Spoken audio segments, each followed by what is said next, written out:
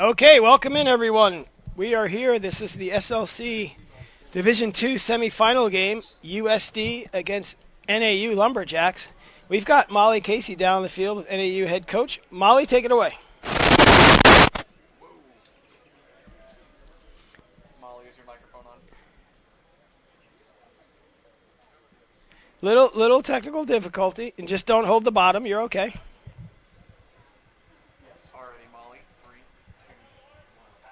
Sometimes things happen. You know, that's how this goes. Like in games, sometimes things happen. What are you expecting for today's game? I'm expecting an exciting 60 minutes of lacrosse. These are two teams that like to run up and down. They're physical programs, and both teams really they never fail to bring the energy to each and every matchup. So I'm expecting a very exciting playoff matchup right here, and I really feel like these two teams here are two of the strongest in this tournament. So I'm excited for this round of playoffs, and I think the guys are feeling that sentiment too, as you hear in the background behind me.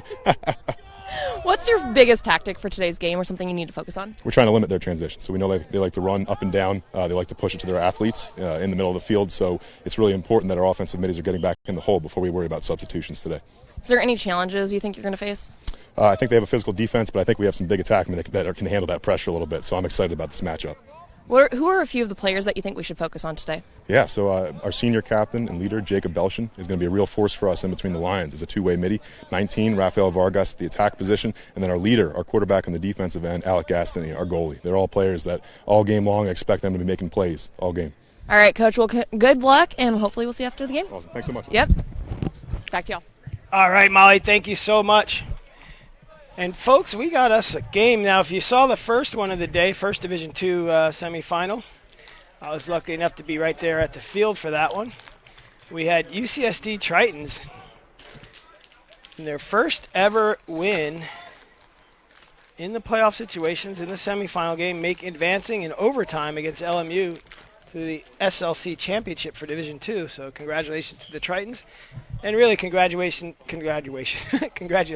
to LMU for another successful season. And we're going to let Molly make her way over to the USD bench and hopefully speak with Coach Parr. Until then, we'll step away for a good minute or so and be right back with game action.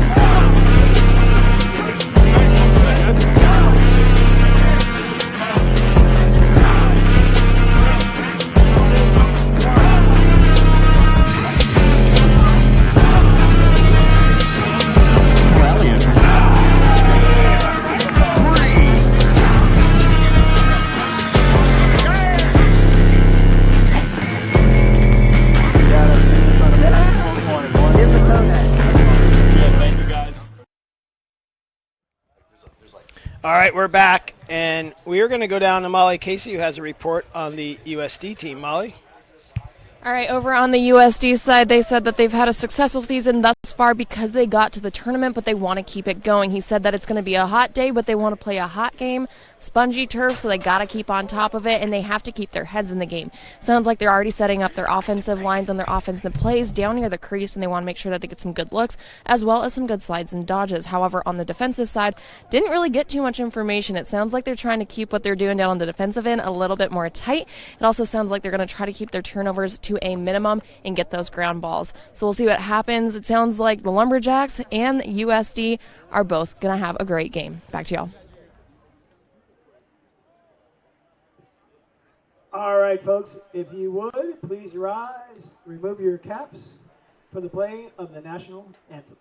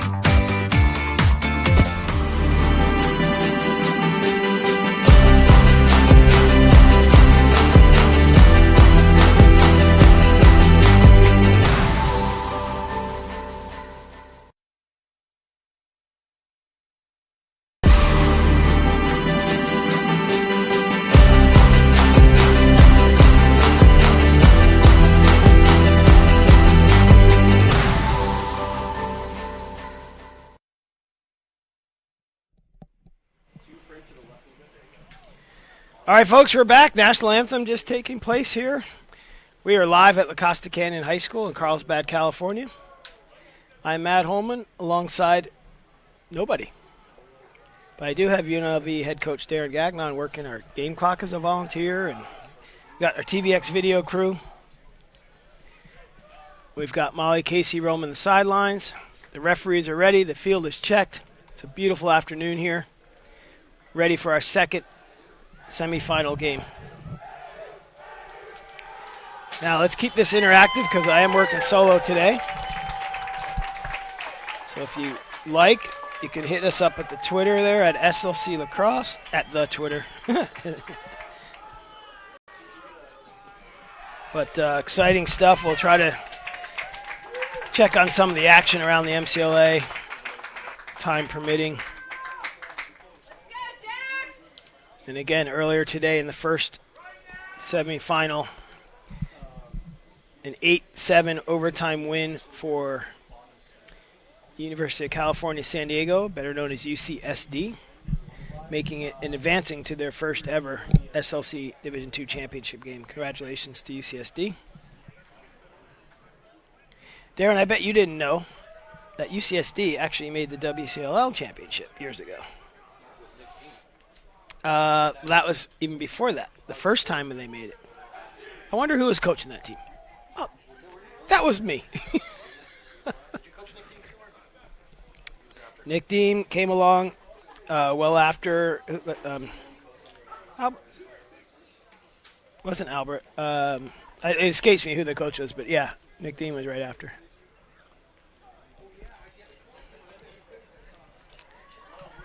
So let's get through the particulars here.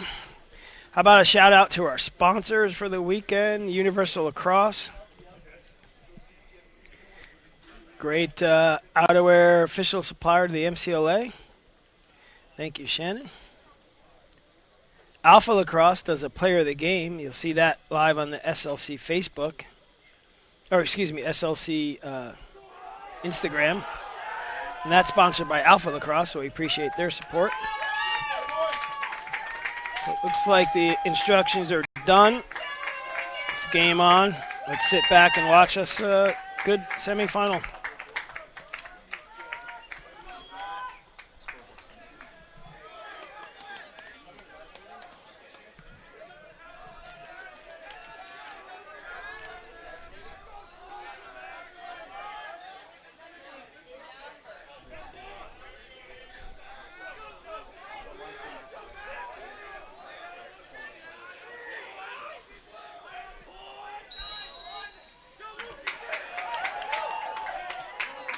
NAU off to a quick start.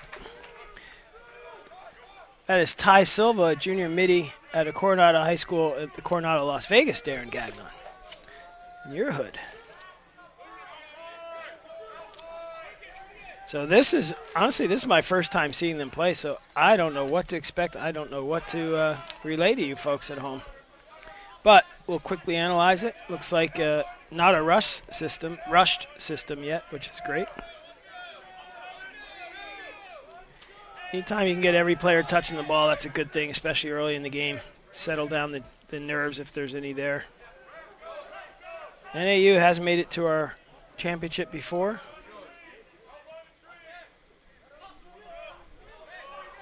What's this?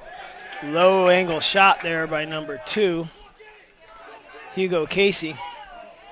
USD on a small run out here.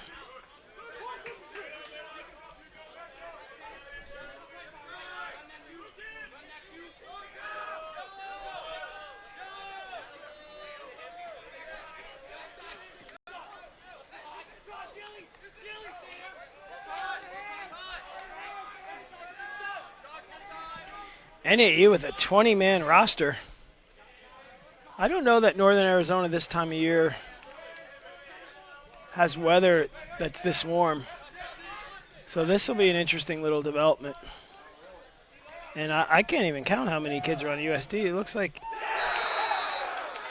as I look down on my sheet, they get their first goal. I think USD has about 30. I'm going to rely on Shannon in the replay to let us see what happened there.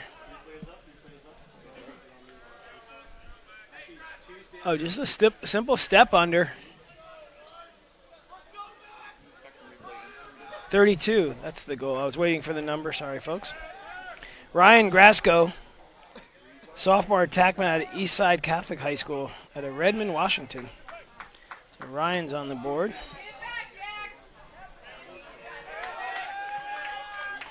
But again, face-off won by number 7, Ty Silva.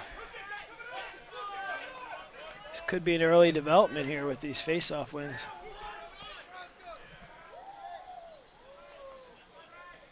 .65 on the shot clock.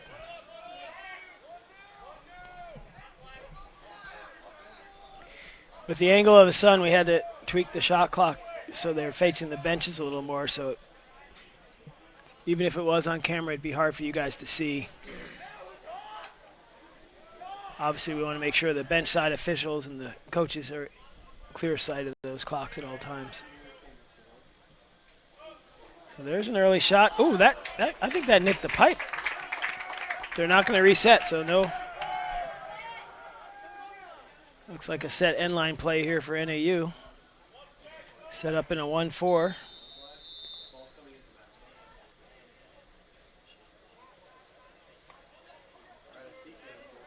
They had 3 guys behind the goal there for a second. Freeing up Ty Silva again. Ty Silva is an active midi here. Face it off. Second time to the goal.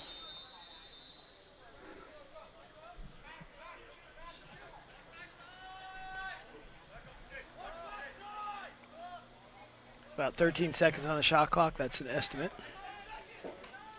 Oh! Is that 28? 26, excuse me.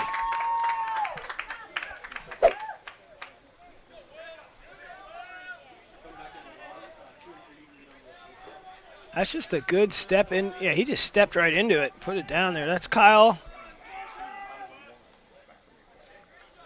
Haleshow at Monte Vista Danville, Northern Cal product. Evens it up 1-1.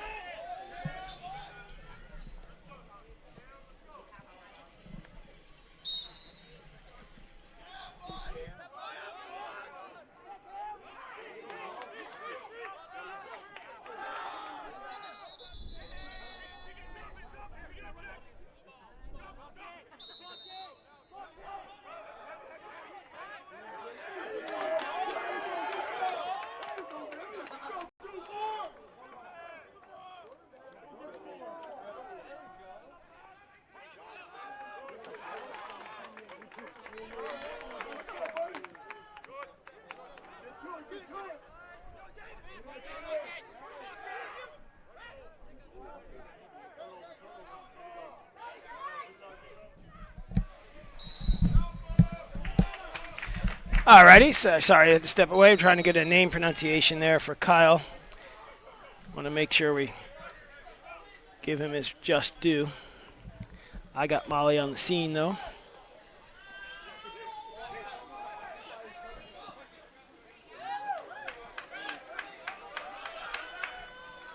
So NAU on the clear, 11 minutes to go in the first. Holliskow. Okay, Kyle Holliskow, that was the goal from. Okay, that's an early timeout. That's an NAU timeout. The 10:53 mark of the first. So with that, I'll go ahead and step away, let you folks hear a word from our sponsors, and we'll be right back with more first quarter action.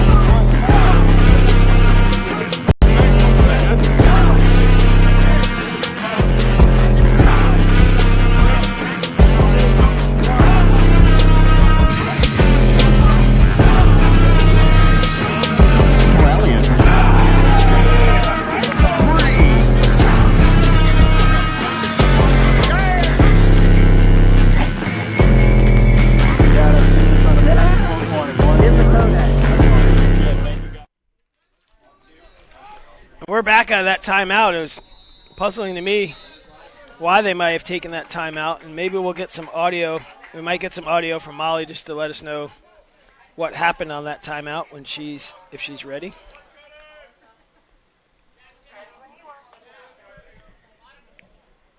Molly, Casey, did you hear what was going on in the NAU huddle? They want to get their heads back in the game. It sounds like they're kind of getting rowdy. They're falling out of their patterns and not exactly, sticking to what they had planned. So it sounds like they're just trying to get their looks back. They're trying to get back down towards the crease, and they're really trying to read the defense better, as well as breaking up the matchups that they have on defense. On USD's side, it sounds like they're going to try to keep just going at it and take the heat of the day and turn it into the heat of the game. Back to y'all. All right, thank you, Molly. And it's as kind of Coach Gagnon said to me off camera or off air. Just wanted to settle him down a little, and he's not liking what he sees. So early, let's stick to our game plan type of talk there.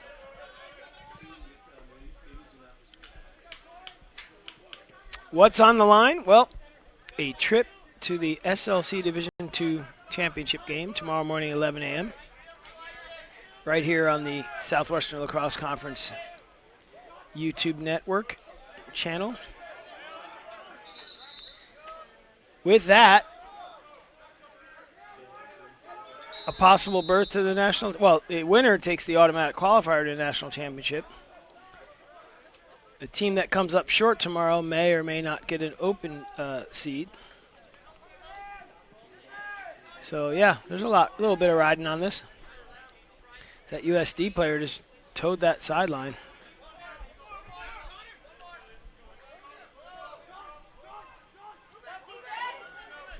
So again, another patient offense. They had the reset earlier. There's a shot. That's going to reset it, and that's a free ball. We should get a loose ball push there, and we do. So USD with a fresh, that should reset it again. It does, 80 seconds. So just to clarify on that rule, because we were talking about that last game, offense has possession of the ball. Ball is loose. Defender has a loose ball push or some type of other technical infraction, so it's not flagged. That will result in the offense getting the ball back, but they also get a fresh shot clock situation. So just a little rule knowledge for you, because a knowledgeable fan is a good fan.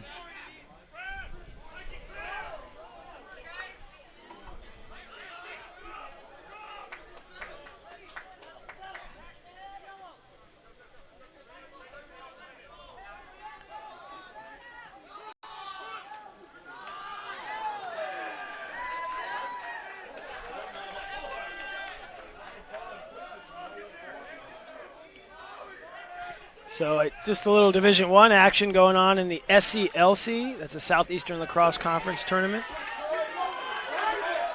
Just posted at Virtual Varsity, but at the end of third, it's probably halfway through the fourth now by the timing of this. South Carolina Gamecocks are up 9-5 on number 3 Liberty in their tournament, so that is a possible huge upset. Liberty ranked third, I believe, right now. We'll try to give you a little whip around of any action we can find here online.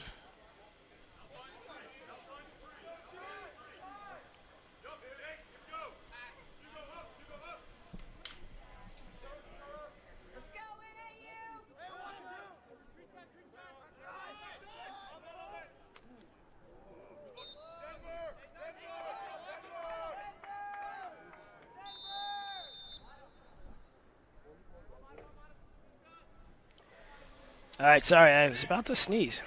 It's never good to do that on there. All right, so that was offside.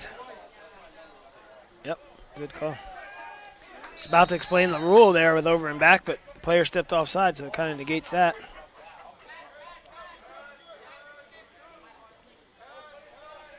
So I believe New Hampshire is advancing to its CLC championship game with a 16-8 win over Davenport. Number 1 Cal has beaten Sonoma State in its championship game. I think they do a Friday, Saturday championship or semi-championship.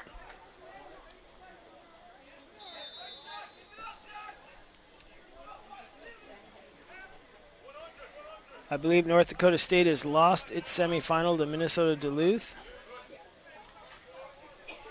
That is a semi, and then St. Thomas with a win over Grand Valley in Division II. We know the UC San Diego Loyola Marymount overtime score.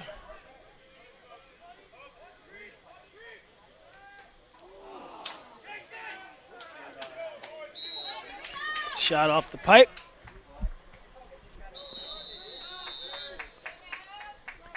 A fresh 80 off the pipe there, so it's on the goal. A lot of the rest of the games are in action right now as we speak, or as we watch this.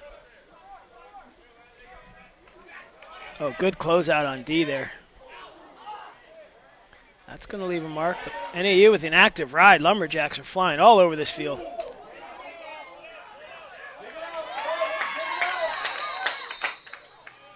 Okay, that's an illegal offensive screen. There's the call.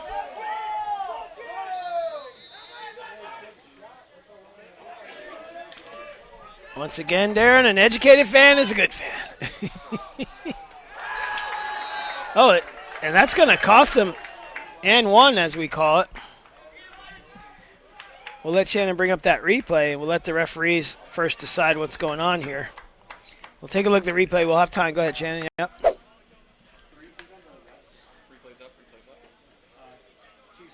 Just a good duck under dodge. Well, you know. Yeah, he hit him in the head. Okay, yep. 44 probably will go. Let's listen in to the field mic there, and we'll get the report. Illegal body check, got him high. 1 minute, full time.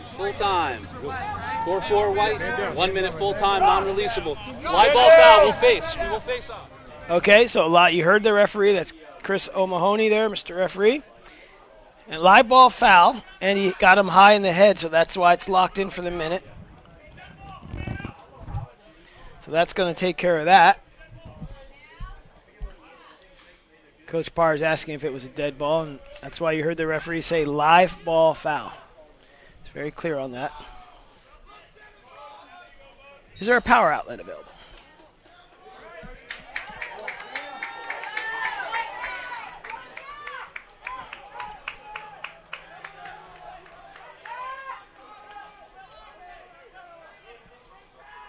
It's okay. We'll get at the quarter break. How about that?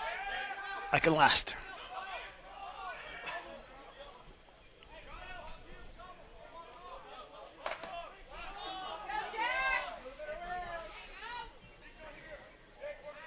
Jax is there referred to. 2-1 lead at the 4:35 mark. Boy, when you watch this much lacrosse in one weekend, they just blend together.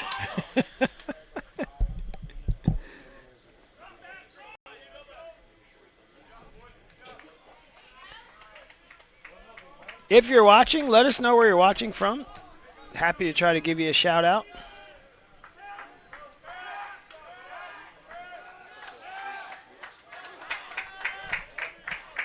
All of you watching,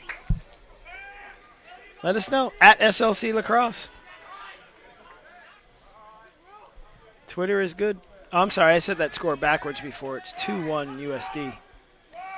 I'm looking at the high school scoreboard and tricked my...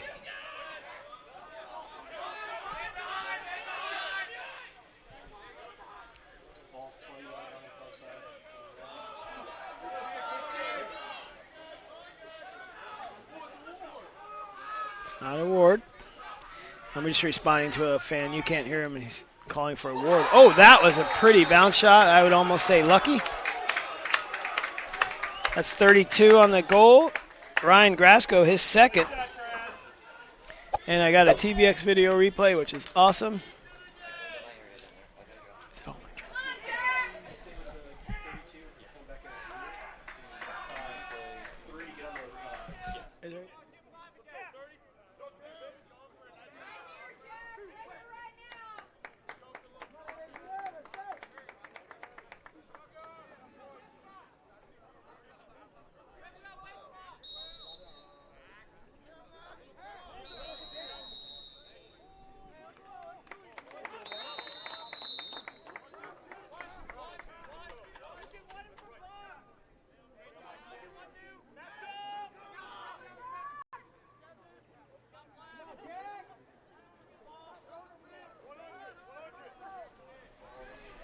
Sorry about that.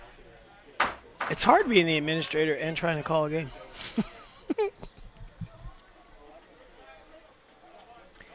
Scott, the custodian, making his way around the slow rolling on the golf cart.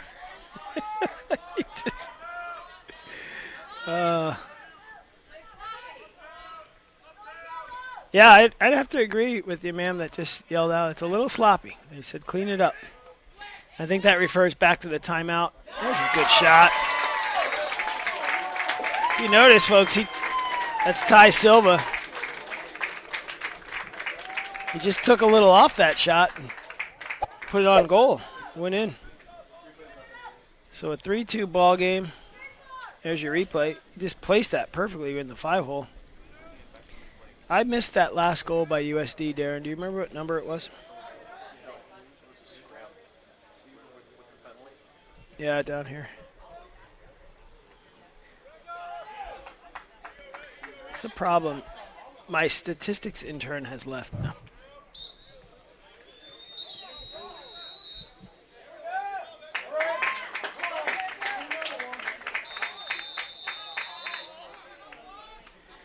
Yeah, so far, the Jacks are really controlling it off the face-off here. USD has done some quick strike goals, but the Lumberjacks are really grinding it out. So I guess with a thin bench, you want to hold the ball. It's easier to play offense, less energy.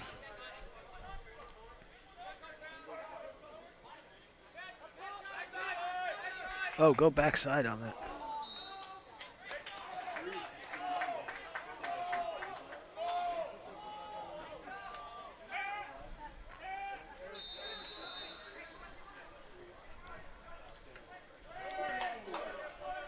Oh, nice pick of the pocket right there. Can't see his number yet. 28. Thomas Schrantz, defenseman out of Floyd E. Kellum High School. And you got a turnover at NAU, and if he pushes this, they're even 3-on-3. No late cutters. Oh, try to find one sneak in there. It's going to stay over. Now that NAU defenseman can stick his stick over that midline to keep the ball on that half of the field to avoid the over and back. Once that ball crosses the midline, it is over and back, immediate possession to the other team.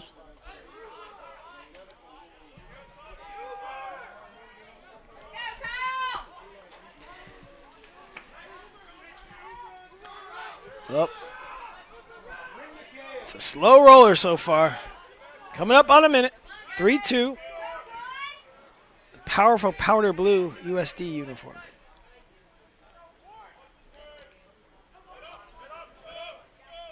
He just went with a behind the back from the backside of the goal to the other side pass. Now, if that had gone in, as a coach, you say, no, oh, okay.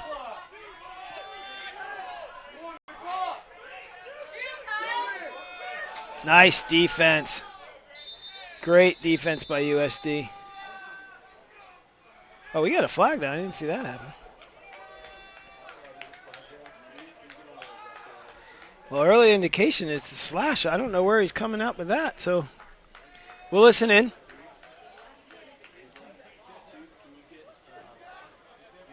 Slash, 1 minute.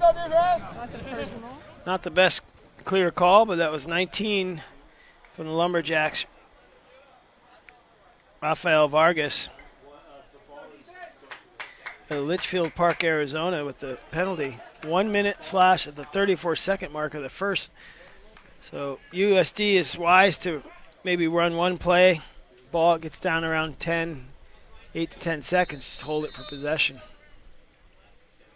You definitely don't want to throw it away. Now, here's where NAU's got to be smart and hold on to the ball here because they don't have numbers. And it was a minute penalty, so by all means, it should be on the far side of the field, not the box side. That's why you throw it back to the far side, away from that sub area.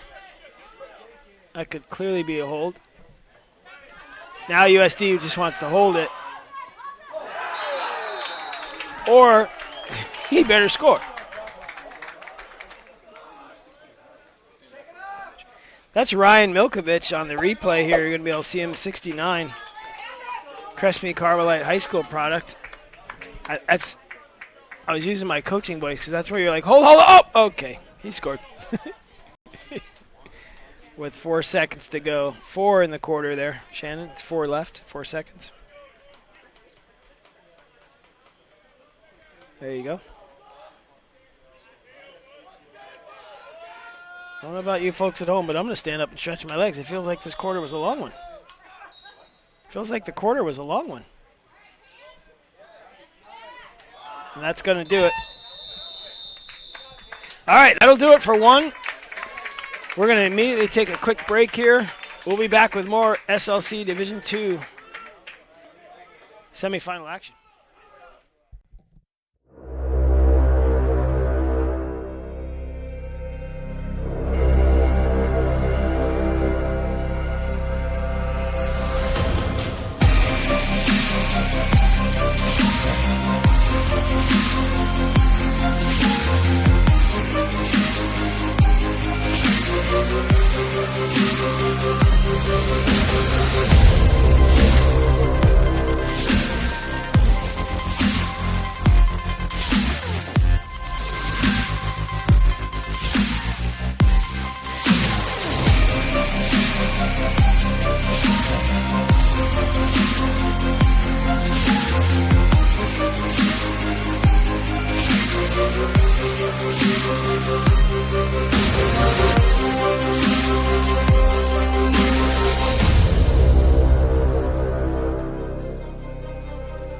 future of lacrosse. And the future includes everyone.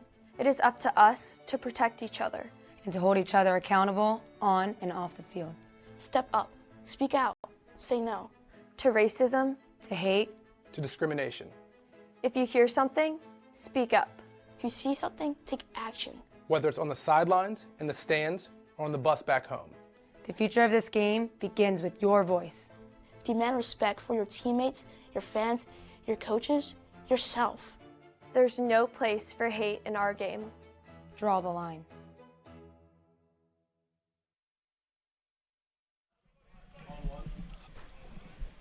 Alrighty, 1 quarter's in the books. Let's go immediately down to Molly Casey. Molly, what do you have for me? Well, I wandered over to the NAU side just to see what they were thinking and feeling after that first quarter, considering that they're down by 2 goals. And what I heard was that they need to turn panic mode off. Coach said that on the sideline when they get down to the 10-15 second mark left on that shot clock, there's a few guys that are panicking and they need to just keep their head in the game and calm down. They said that USD is going to be throwing their punches and it's how they roll with it, and that's how they're going to play the game. They need to boost each other, get their legs back underneath them, and they're changing up their O-lines just a little bit to see if they can't get better looks at the goal. They've had some pretty good shots on goal, but they keep missing or they just keep hitting that pole. So they're going to try to see if they can't get in closer to make sure that they have more accuracy. Back to y'all. All right, Molly, thank you very much, and I'd have to agree. You don't want your guys panicking out there, so you heard Coach talk about that in his huddle.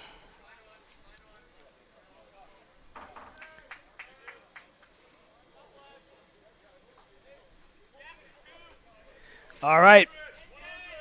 Big paperweight guy, thank you for chiming in. He's saying for NAU now, watch out for Ty Silva, Jacob Belshin, and Rafael Vargas to take this game over. So, hey, I'm with you, big paperweight guy. Plus, I love that name. Not Big Poppy, big paperweight.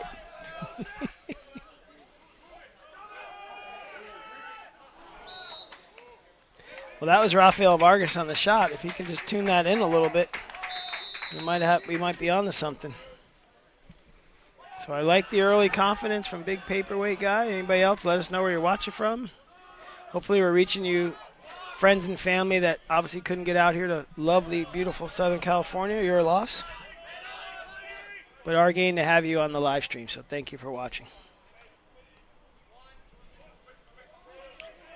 And again, I want to thank my TVX video crew bringing you this tri-camera action here.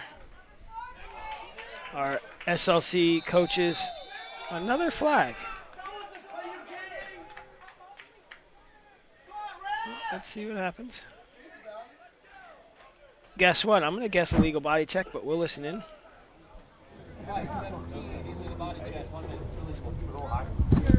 17 white, illegal body check. Damn, I'm good. Well, just to say, I always encourage every coach to read the rule book and actually read the hand signals.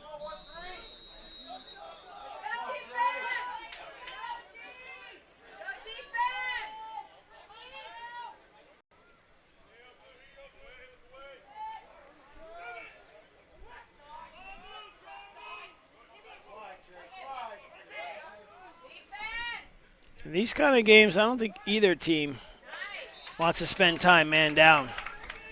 So hopefully this doesn't come back to bite anybody in the booty, as they say, whoever they are.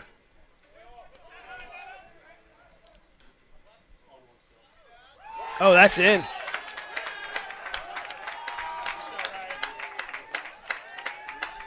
I'm going to have to watch the replay because I didn't get a number on that. Thank you, Shannon. Love having replay technology here. Just a good high bouncer. That was Ryan Grasco, and if I have it correctly, that's a hat trick already for him early in the game. My unofficial statistician confirms.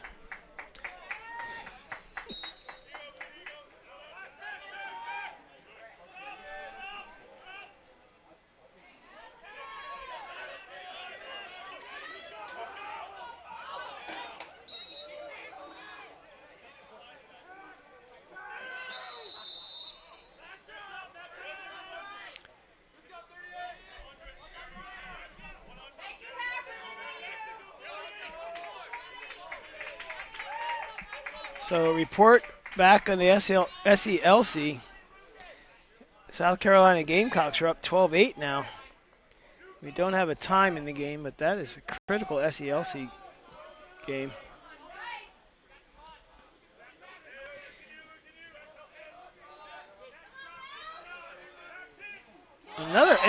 It's 5-hole city here for each goalie, excuse me.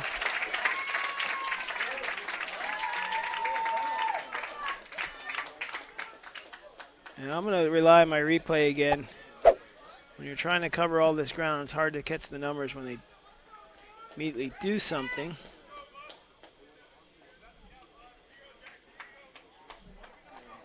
I have 38 of Jacob Belshin. Jacob Belshin.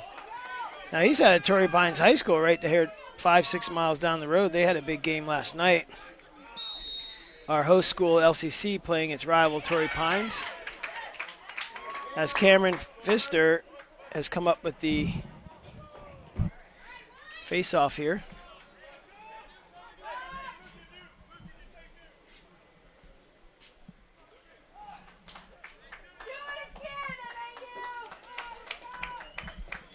Fans are clamoring for more from NAU. They want more.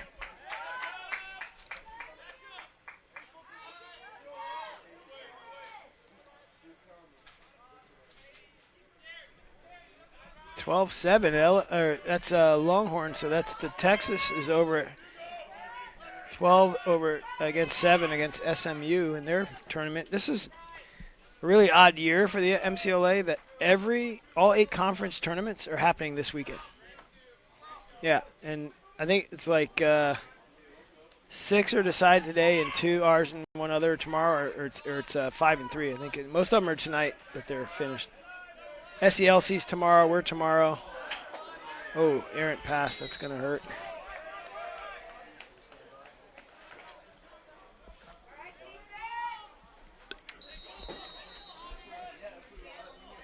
But yeah, in recent memory, that has not happened. It's kind of cool.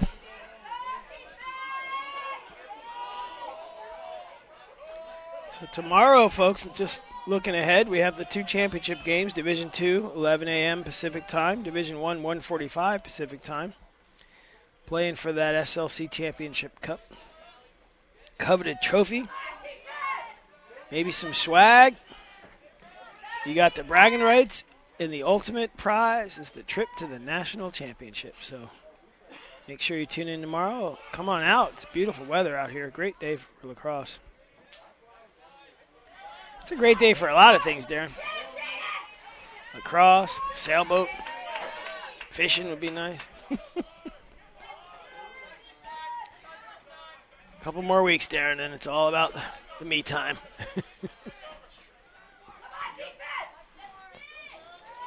And we'll share some exciting SLC news tomorrow after the result of our meeting today. We always have a spring meeting. I think it's pretty cool. We'll share some news tomorrow.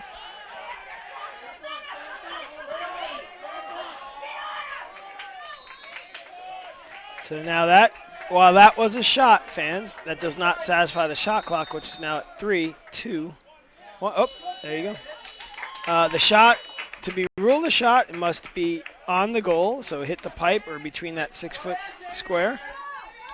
Hit the goalie, and those 2 requirements, either of those 2 would constitute a shot. So one that bounces over, one that goes over, one that hits a defender before it hits the goal is not considered a shot. So just keep that in mind when you're watching lacrosse, college lacrosse these days.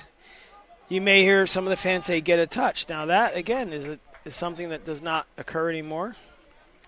With the advent of the shot clock, it's just a mere 20 seconds to clear it out of your defensive half, not zone, the half, using the midline. And then once you cross that midline, you have the rest of that time. It can reset. And the only difference is if the ball in your possession is caused to go over the midline, is another flag has happened.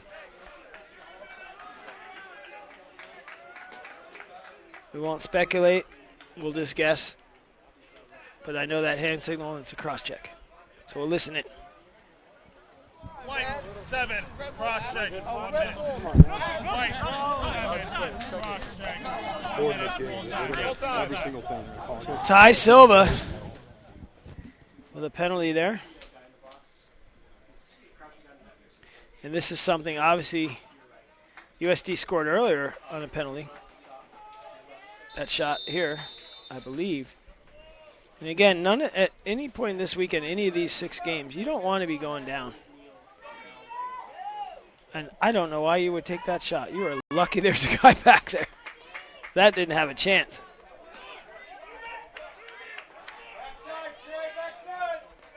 I've never met a coach that had a play where you just shoot it backhand. There is a good play right there. A step through dodge. If I have my eyesight correct, that's Josh Sherman, Torrey Pines product.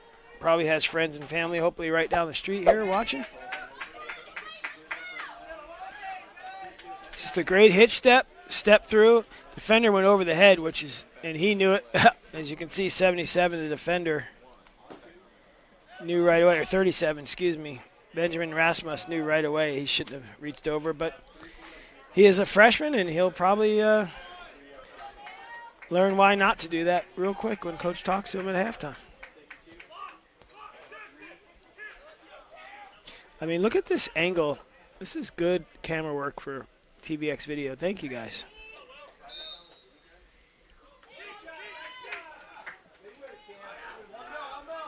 I'd stay there, Andrew. Don't you switch that camera. As usual, I like to harass my TVX video crew because they're good, hard-working guys. That ball's not released yet, and his foot was on the line. Yep.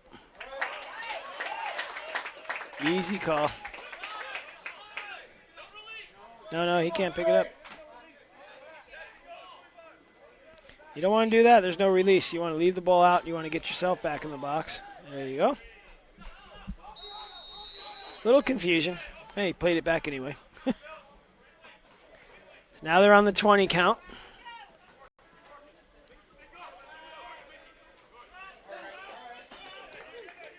Good long pull clear here by Lumberjacks.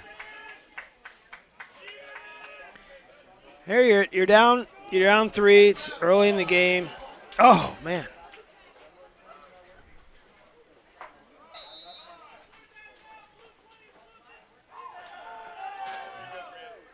Yeah, that's it. I thought he was going to rule it that way. If you're running the ball, it's where it goes out of bounds, when it goes out, but you need to be in bounds to be in the field of play to be considered. And that player ran by it as he slid by, so I concur with the call from what I could tell from what he did up here.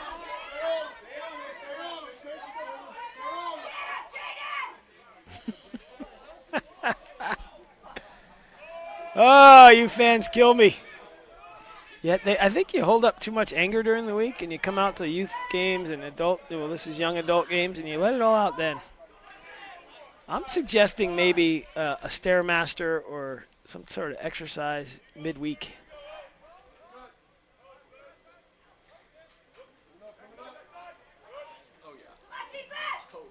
Nice save.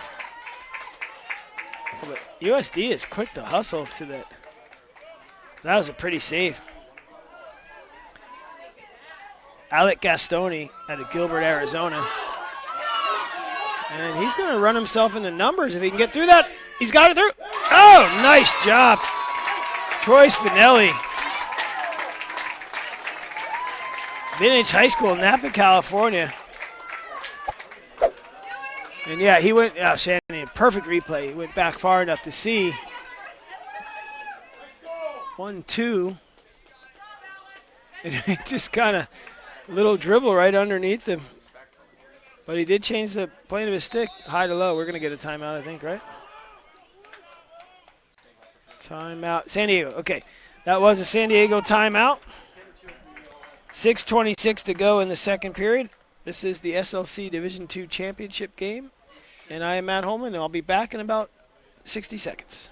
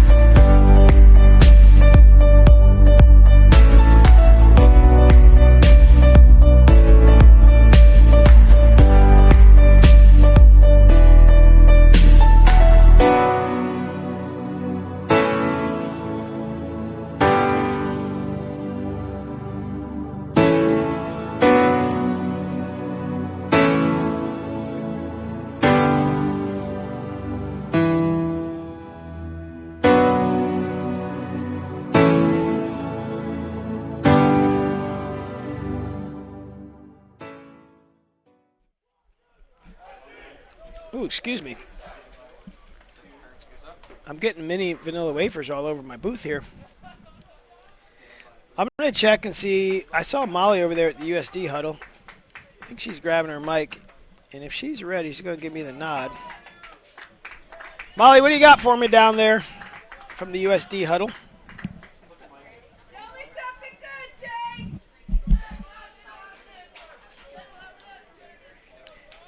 Molly, can you hear me? If you can hear me, you're on. Yes, I can hear you, and apparently, yes, I am on. And so are the USD players. They are on it, but Coach wants them to keep their head in the game, not to get too far ahead, not to get too hot-headed. He doesn't want them taking penalties. He doesn't want them taking any cheap shots. Right. He wants them to continue to let NAU take those penalties. Over on NAU side, they want to avoid those penalties and keep their head in the game as well. They are making some offensive changes on the USD side just to see if they can't get a little bit better shot going. It looks like we do have an injury, and I will try to get an update for you on that as soon as I can. Yeah, I agree, Molly. We were just saying up here, you don't want to be in the penalty box. And we're going to see, is that 99? That looks like Hugh Davio, the Summit High School in Bend, Oregon. So, yeah. I mean, it's exactly what I would think as a coach. Don't go down. You don't want to go down. These games give away. Oh, the early injury indication is that he dislocated his elbow. We do have a trainer down there seeing to him, so friends and family, just sit tight. Or shoulder, excuse me, shoulder, not elbow, shoulder. Chances are, if it's the shoulder, he's probably done it before because he looks very calm. So we'll monitor that situation. And again, friends and family, I'm sure he's fine. He's getting seen by the trainer. In fact, I can see him. He just waved the trainer off, so he's obviously used to this injury. In the meantime, you've got the Lumberjacks. That is number 9, Remington Brown, on the pickup. Remington's running, stumbling. He's running through. Nice clear. Good job. You want to settle this. You can see the coach with his hands up over his head.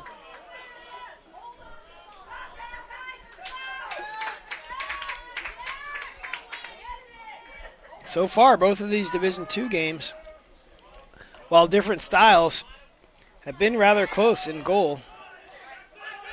This one's definitely more methodical and slower. But you got to play to your strengths this time of year. You got to stay out of the box this time of year. That's a good fake by 26 there.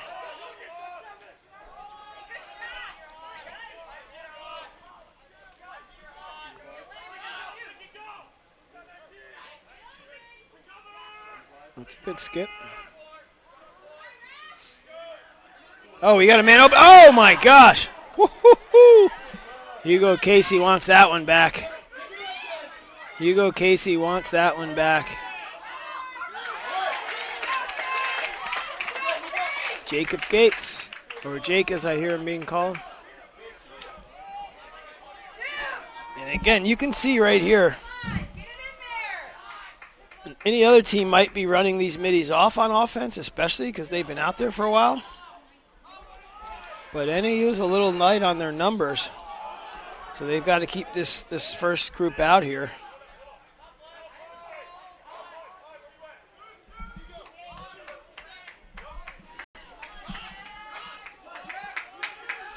I'm going to say 45 on the shot clock after that reset. Slight angle for me. I believe it's 45 though. Oh, that's what we call an empty possession. You have it for that long. USD plays D. If they can clear this, they're going to be real happy with that little segment. And again, you're throwing it back to the bench side. There's too much commotion over there. He's got this whole half of the field here. And the thing is that your teammates look open, but they're subbing and there's all kinds of bodies there and it changes so quickly.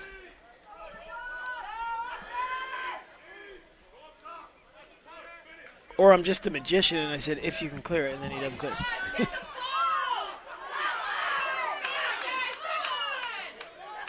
Oh, I share the frustration of the fans. Oh, he got the pipe. That's going to be a fresh 80 for the Jacks here. No, you're wrong, sir. It's a reset.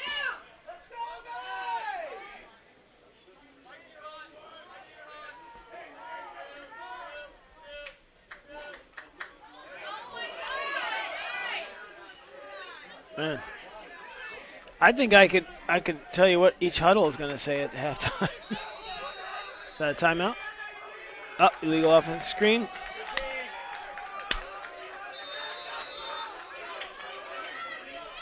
Now, if USD can clear it, and he cleared it to the far side. Now, you don't want to just go quick here. Oh, you want to settle that down. You just had the ball on defense for this long. Oh, 2 hands on the ground ball, son. That's a push. You got the call. Whoa, whoa, whoa. He threw a flag on that? That ball was... All right, well, listen in. Goddamn ball. Take one. Good possession. Blue, 6. Push, 30 seconds. All right, crew chief O'Mahony's called it possessional push, so that's why he's down there and I'm up here far away.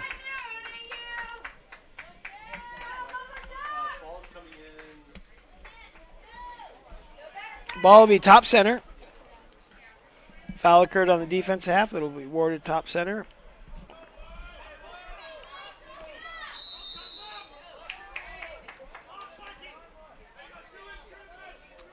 Fresh shot clock here for NAU.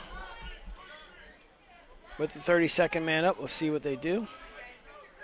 Last time they kind of squandered their man up opportunity. And again, this is only a 30, so they're right in their play, it looks like. Got a step down shot for 19. Comes up short. Oh, I'm sorry, I wasn't paying attention to Twitter.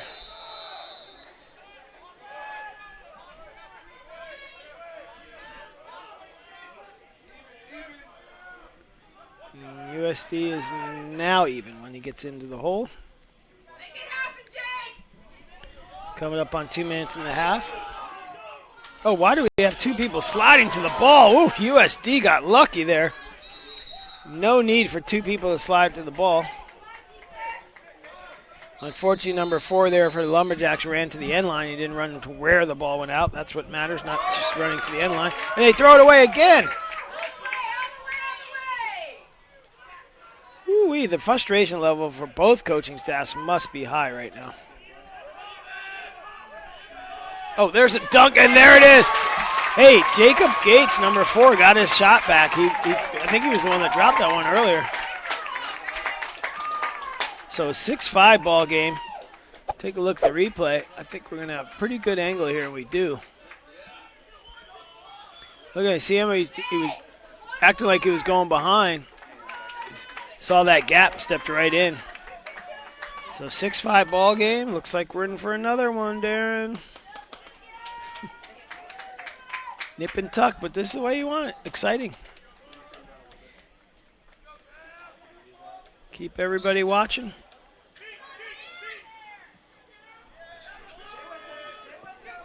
If they can clear it.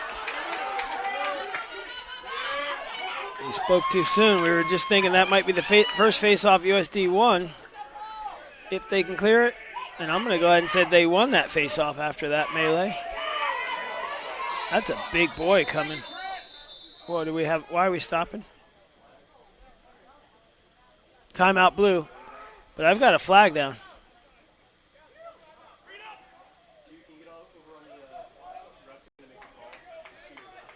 All right, we'll zoom in down there on the score table area. I'm not sure why he's explaining to the coach he needs to be reporting that penalty over there.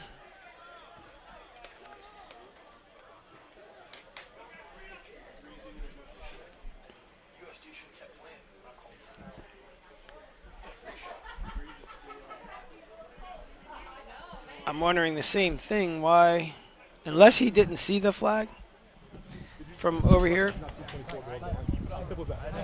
All right, coach is just looking for an excuse, sounds like. We still need to report that penalty.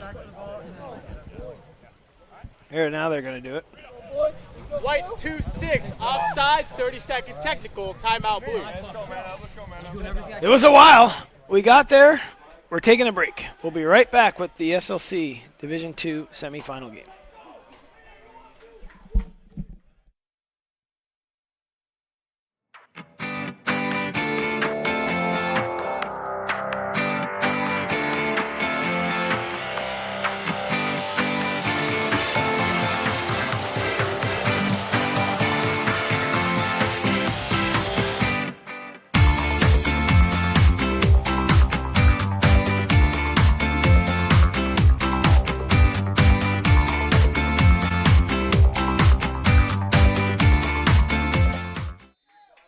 back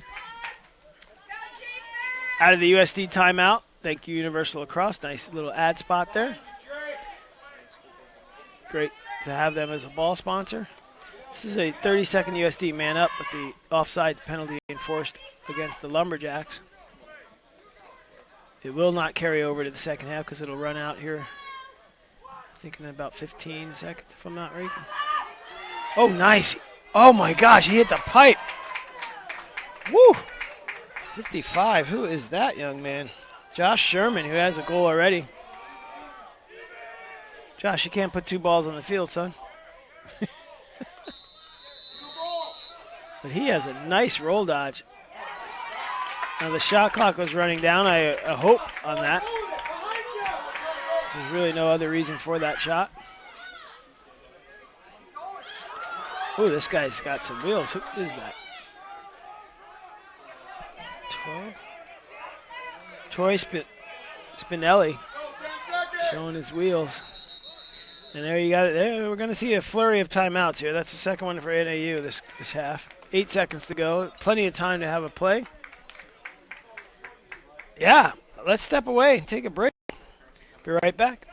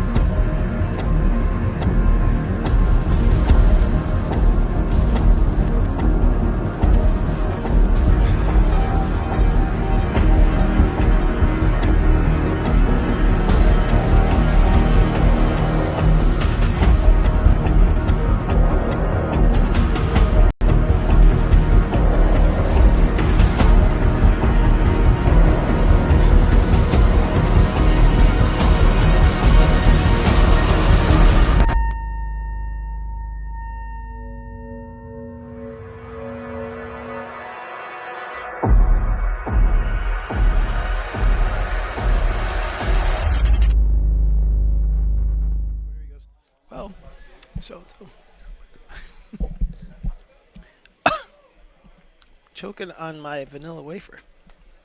All right, we're back. That was a Lumberjack timeout. So we have 8 seconds. Is USD coming out in the zone? Nope, they're matched up in a one. With 8 seconds, you probably. Oh man, good move. The dive shot. Oh my God, what a save by the goalie. What? No, get up clean, guys. Don't get. Yeah, there you go. Good. So I think that was 19, if my eyes don't see. Rafael Vargas. That was a really nice executed dive shot. He dove away from the face of the goal. And he used all his 6'1", 220 frame. I thought that was going in, but the goalie made an even better play. So that is halftime. I know it looks like it's not, but referees look like they're cleaning it all up.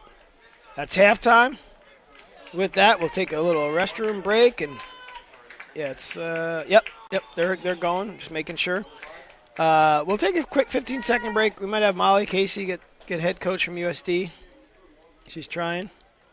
See if she's successful before I let you go. Yeah,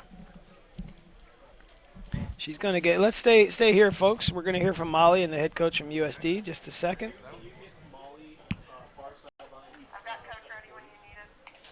All right, Molly, I see you down there with Coach Parr. What do you have for us, Molly? All right, that was quite the first half. How are you feeling coming out of that? Feeling pretty good. I think we're doing a good job of getting shots on cage, and I think we're frustrating their goalie a little bit right now, so we just got to keep doing that in the second half. A really physical game. What are you telling your guys? I'm telling them to just keep their head. Keep calm, walk away, let them be the ones that get the dumb penalties. I heard that earlier. What are you going to tell them going into the second half? Just keep our foot on the gas. We got to keep fighting. We've got a handful of guys out with injuries, and we've just been talking, next man up. So we just got to keep playing. We got another 30 minutes here. And, it's a 1-goal game.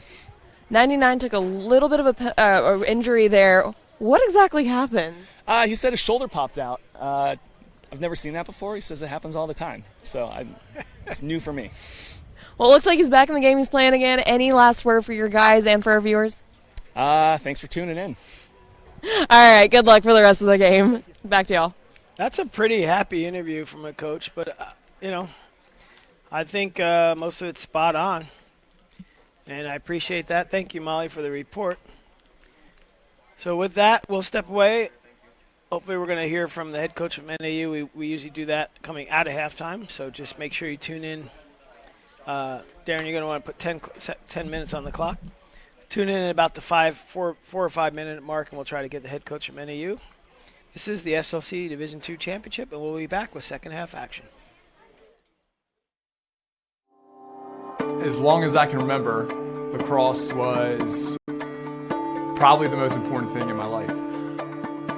To have something like that follow me along all the way through my college and have it associated with my friends and my family and everything that I've done is what it kind of means to me.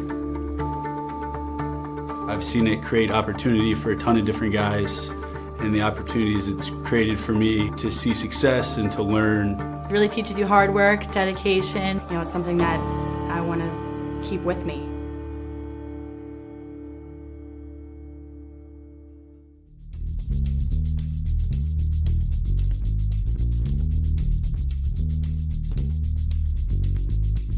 All right, guys, let's have a good time today.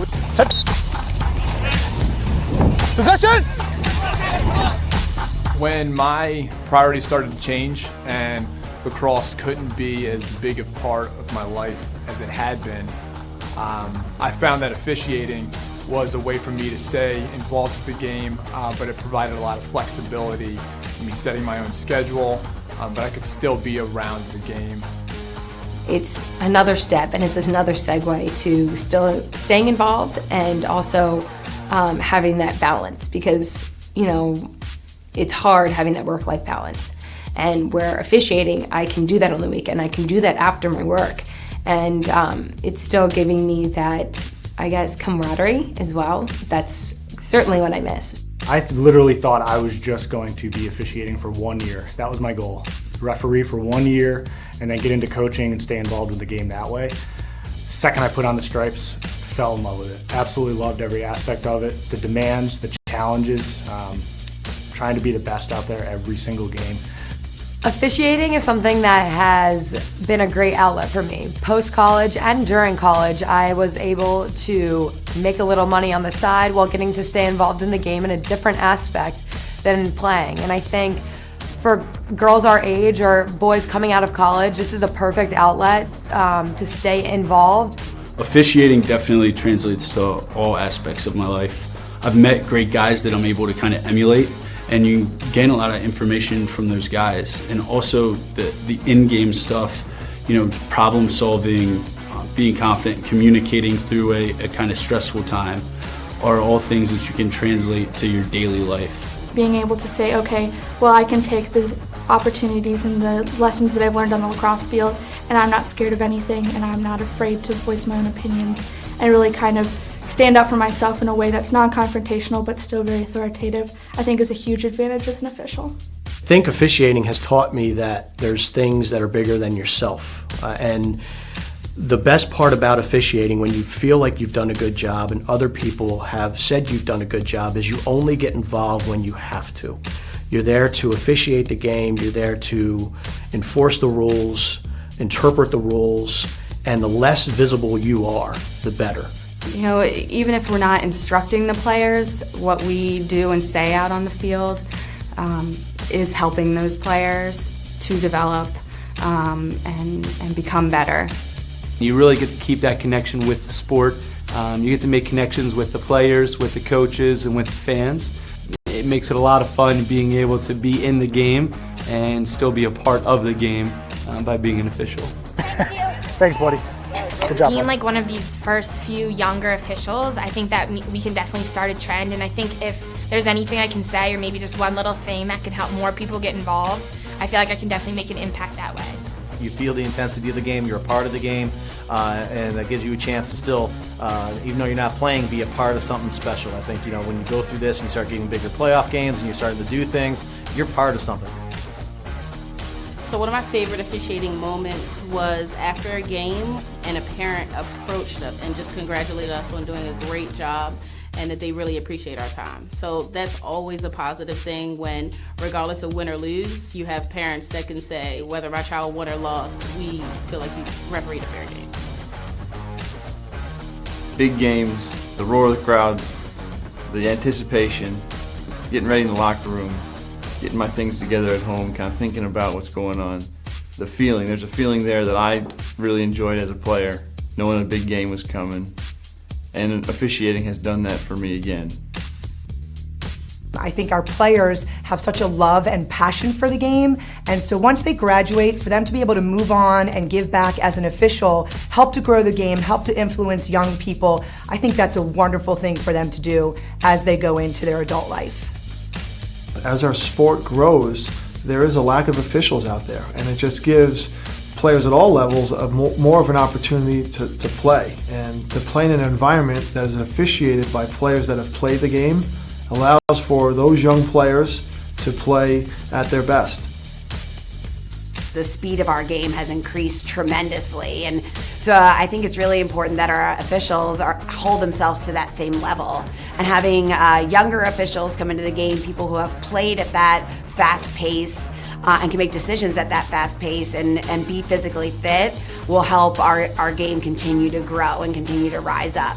The benefits really are just a deeper understanding of the sport, a whole nother side of it. For the most part, our student athletes are very smart individuals, and I think we all have a passion for learning, so you get to learn something completely different and new. Officiating is your way to stay involved. It is incredible experience. You're running up the field with the girls. You feel like you are still a player. You get to meet an incredible community of other officials who have a good time, are there for the same reason you are, and you feel like you're on a team again. You got to get into this. This is a great way to get out, get active, to give back to the sport that's given so much to you. You get to make great money, you get to meet really nice people, and have a good time. It's definitely a cool unit to be a part of, and it's something that you can do for the rest of your life.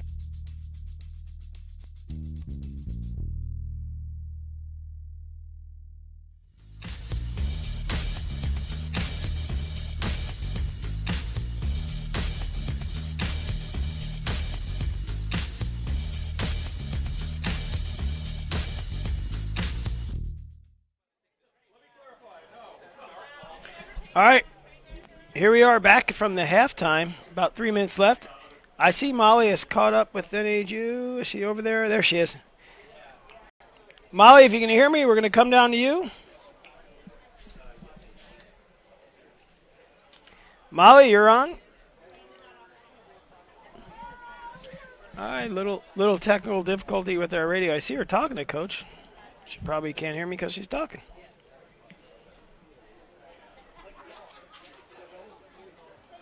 Molly, we're ready when you are, my dear. Ready when you are.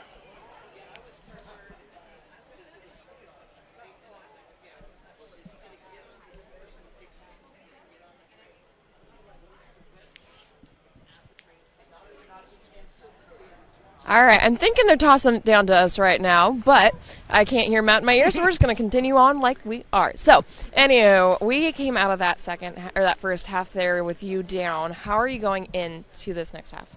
Yeah, so we made some adjustments. Obviously, we spent a lot of time in the penalty box, so we're making sure we're keeping our composure. It's really important this half that we're playing good 6-on-6 and not a man down. And that being said, I think our energy has improved a little bit. We got a little bit flat after some goals were scored against us, but our guys are doing a good job of providing that positivity and momentum for our guys, even if things aren't going their way on the field there. So I'm happy with going into the second half, how our team is responding to a couple punches that were thrown our way. So it's a pretty ground ball heavy and a pretty turnover heavy game. How are you going to counteract that? Yeah, so right now with our roster makeup and our personnel, we really rely on some of our defensive middies to be able to transition that ball up and down the field. So that was one of my first messages. We have to clean up that stick work, make sure we're taking care of the ball, and then doing our job in the offensive end, letting that system set up itself there. All right, so what's one positive thing you saw from that first half? I really like our physicality. I do. Despite how much time we spent in the penalty box, we knew going into this matchup we had to match their energy and match their tone with those hits. So I like that our guys have responded to that, and I'm very happy with our momentum going into this half. All right, I hear them getting out on the field there. I'll let you get back to them. Good luck. Thanks a lot. Of course. Back to y'all. All right, Molly, thank you very much. And that's really, Coach Lawler hit it on the head. keep your aggression, but don't spend time in the penalty box. So with that, we'll wait here. We got about a minute to go. And we'll start the second half. So we'll step away for 45, and we'll come right back. Thank you.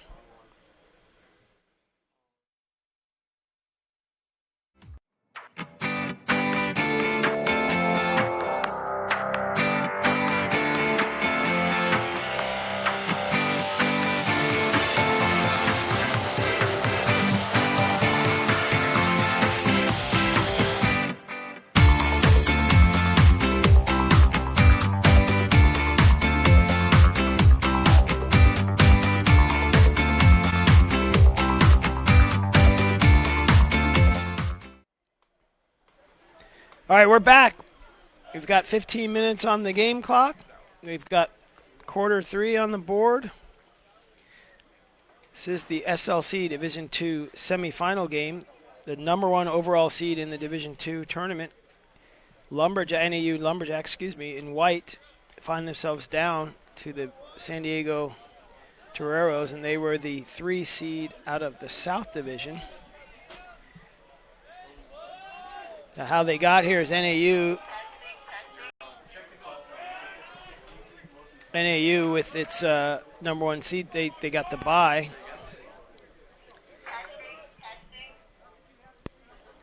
And then USD had to beat last weekend I'm sorry, I'm getting radio interference.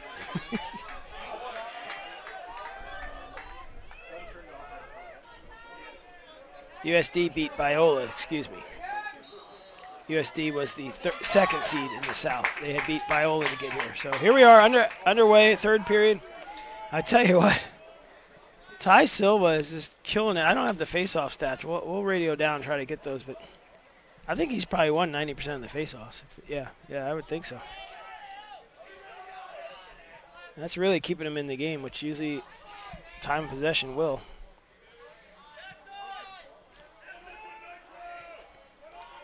So we'll see. You heard Coach Lawler say his guys are really positive.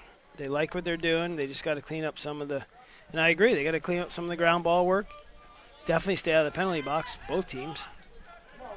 We've been saying that all game. Looks like they're into their offensive set. It's like a 4-2. Good dodge. Oh, it's a good shot. I did not reset the clock. They're at 20 seconds. It didn't reset the shot clock because the ball did not hit the goal. It bounced over.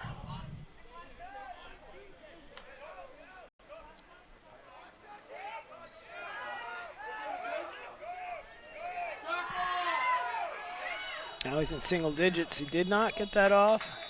It's going to be a violation. It's going to go to San Diego.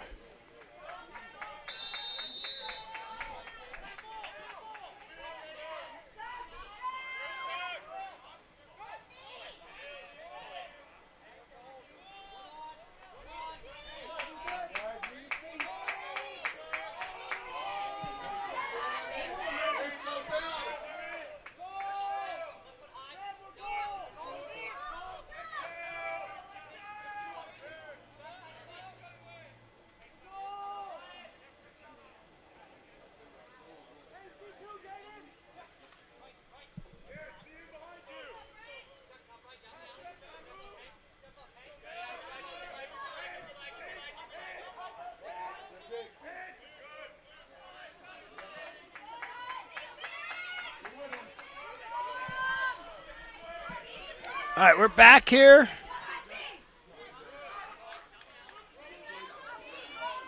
I think they are. NAU is in a matchup zone. That's kind of like a flex zone.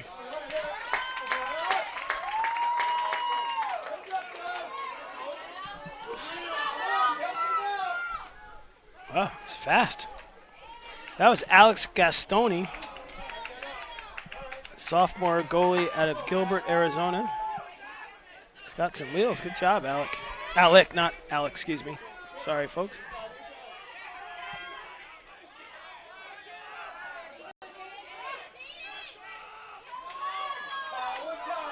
You kind of get the feeling NAU's just about ready to run. Oh, he lost that one. That was a good check.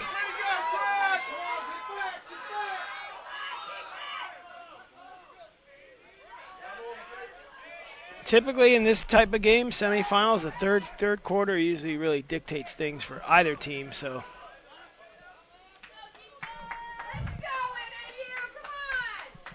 let's see what happens here.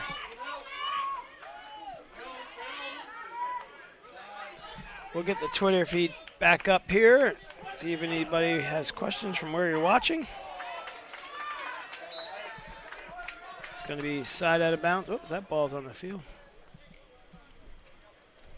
It's good sportsmanship there from the goalie. Love to see that. All right, Matt Davio. Or Miss Trade is watching from Bend, Oregon. So glad you're able to watch your, looks like younger brother or son. Is that out? Yep, that's out. NAU ball from Bend, Oregon. So that's cool. It's really why we started doing this. We thought, well, give our kids an opportunity to let grandparents and sisters and brothers and well-wishers to watch the game.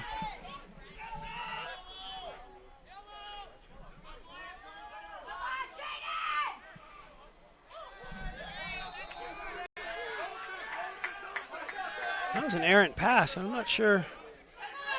I think even some of the Lumberjacks are looking wide,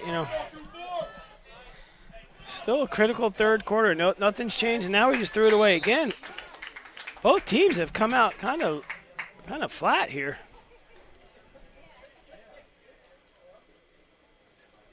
And you got to value these possessions.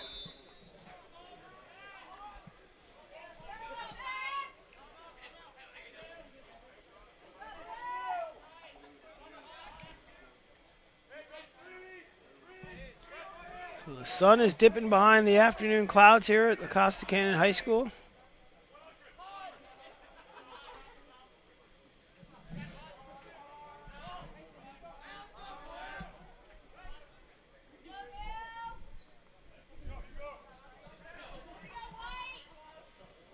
I have a very sensitive nose. I thought somebody was smoking to make that announcement. Never understood why you'd want to smoke.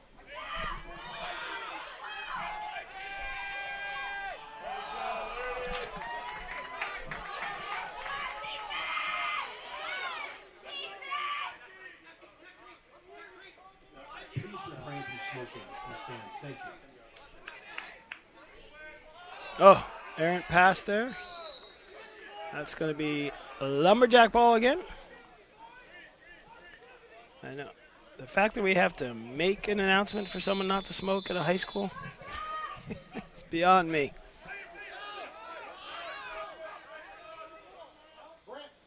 All right, Jared Lyon, Lumberjack fan. If I have this right, celebrating at the Mare when they get back, bring it home this weekend, so that's cool. I'm neutral, so I just hope it's a good game, but I'll give you a shout out, Jared, for writing in.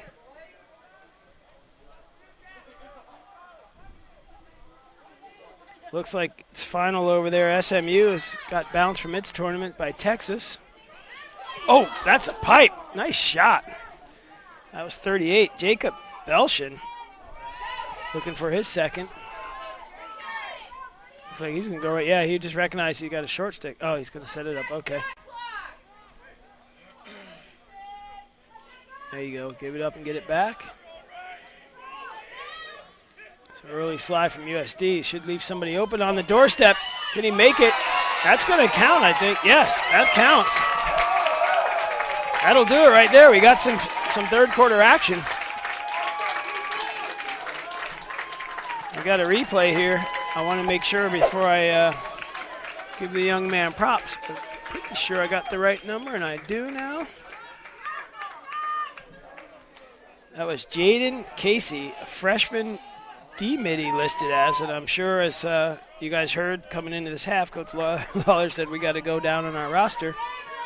El Camino High School at Oceanside, so he scored one for the hometown fans here. That's cool. Hopefully there's another player that has some friends and family here today. Watching live. USD's trying to kind of stem the momentum. Yeah, that's going to be a push.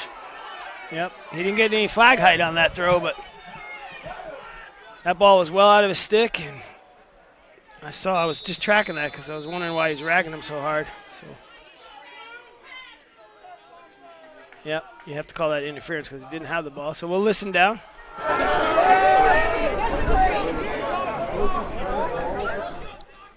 That referee's got to get over to report that penalty to the table, but that was an interference call. It happened on the near side after the player from USD cleared it. The defender from NAU just got him a little shove in the back, so that's interference. 30-second penalty.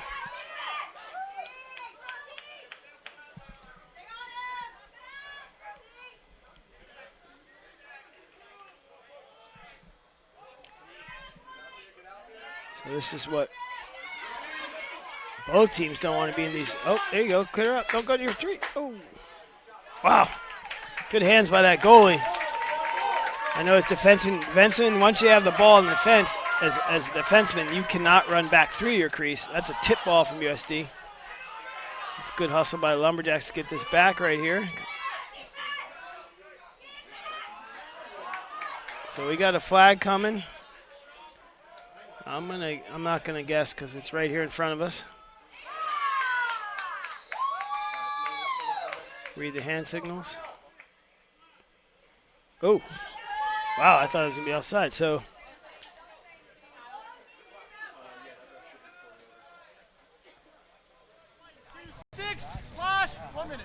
Got it.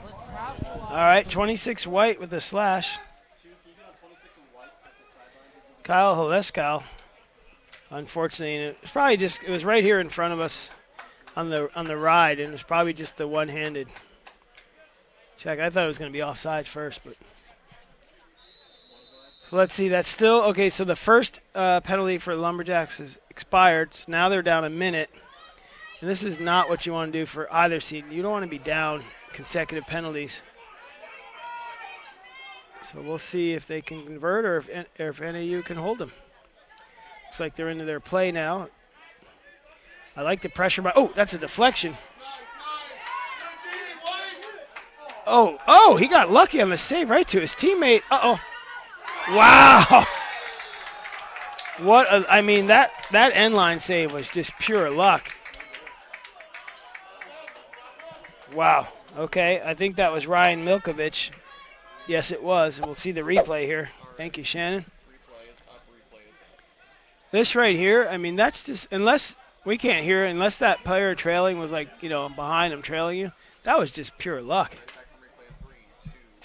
I'm sure he'll tell us that he was doing that. He knew he was there, but wow. Okay. So now we're all even, and that's really what Coach Lawler said at halftime. I don't want to go down, and I think Coach Parr mentioned it going into half. He doesn't want to be down, so.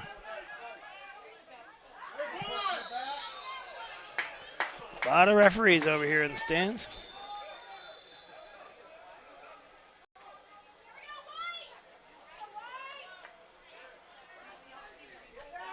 So we're just tracking some more. I'm not sure why some of the Division IIs aren't posted yet, but Division I wise, another semifinal down there in Atlanta. There you go. He rings one up. Shoots the bow. That is 26, Kyle Haleskow.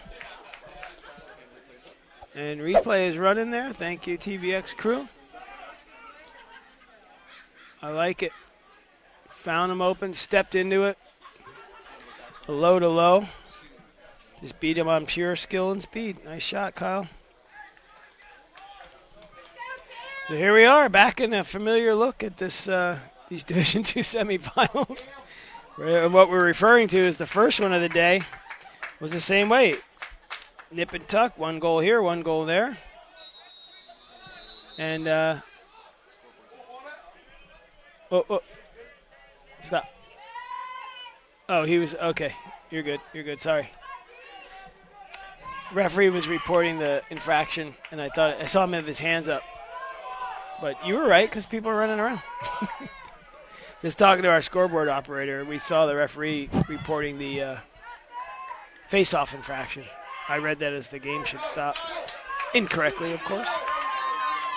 See if he can run himself into a break. No, he doesn't have. Oh, he does have numbers. If you push that, look at that center man. Oh, man, I thought he was going to center that to 6. See, now they got to get back. This is rough. And he's jogging off. He's got a sub.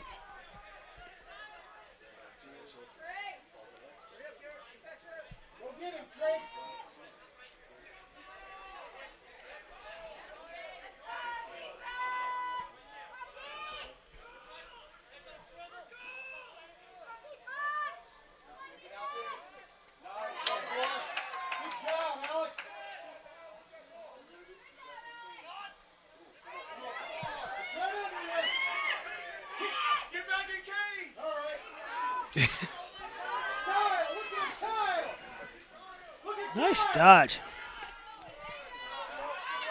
Alec is showing a lot of times your best athlete is your goalie. I don't know NAU deep enough, but right now, I like Alec Gastoni and his effort on those loose balls. Goalies have to come out and help their defenders, and that was a great job.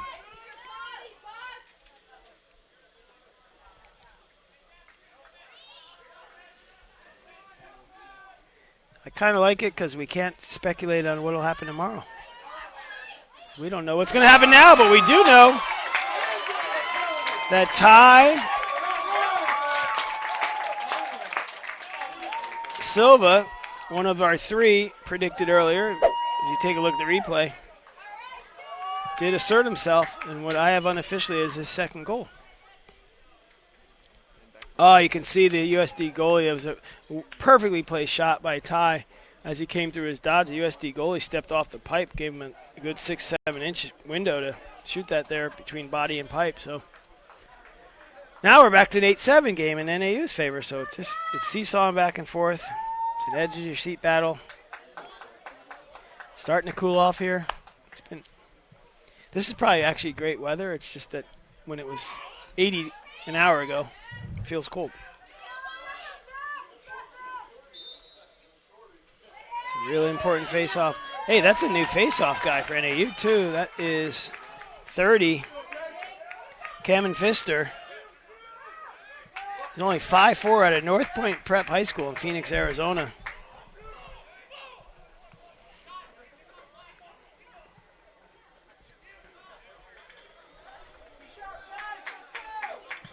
So NAU now, I think they're actually, as Coach Lawler said, he just wants them to keep that confidence, and you get a couple of plays and the ball bounced the right way. I think that's definitely got to help them.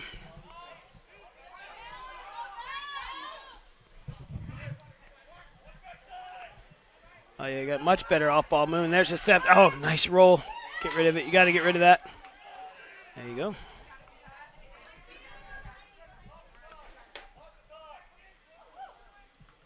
You can hear Coach yelling to him, lots of time. If I can read that clock right, it's at 20 seconds. Just under 20 seconds on the shot clock. Oh, boy, parents, don't yell. It's 15 seconds. You got plenty of time. Now you're in single digits. 5 seconds. Oh, let that go.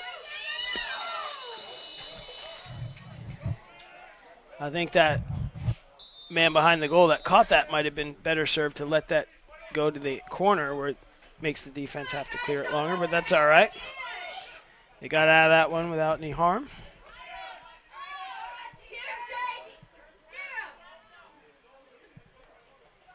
So as exciting as this game has been, this third quarter has actually been quite low scoring.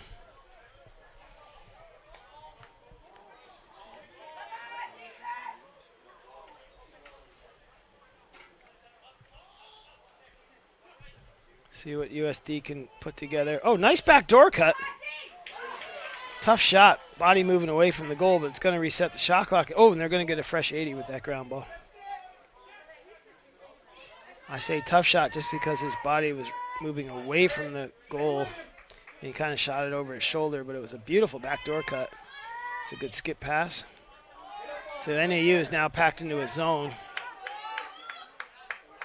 You can see as they'll flex all like they're all tied together. It's a good play. Oh, we got lucky on that overhead. Woo! Oh, and USD picks it up.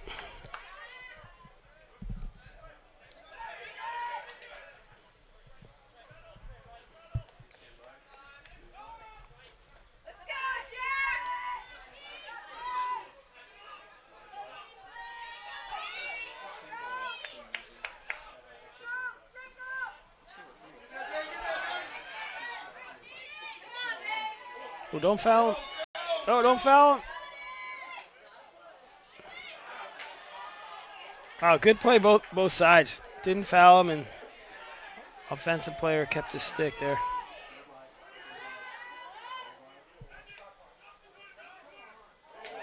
I've got 8 seconds on the shot clock, if I can see it right.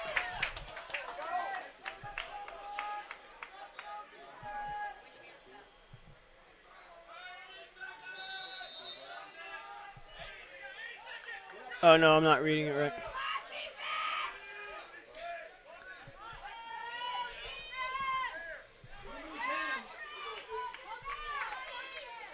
Oh, it reset before. Okay, 62. Sorry, folks. I was trying to make out. Oh, good fake. That was a pretty fake. I'll give it to him.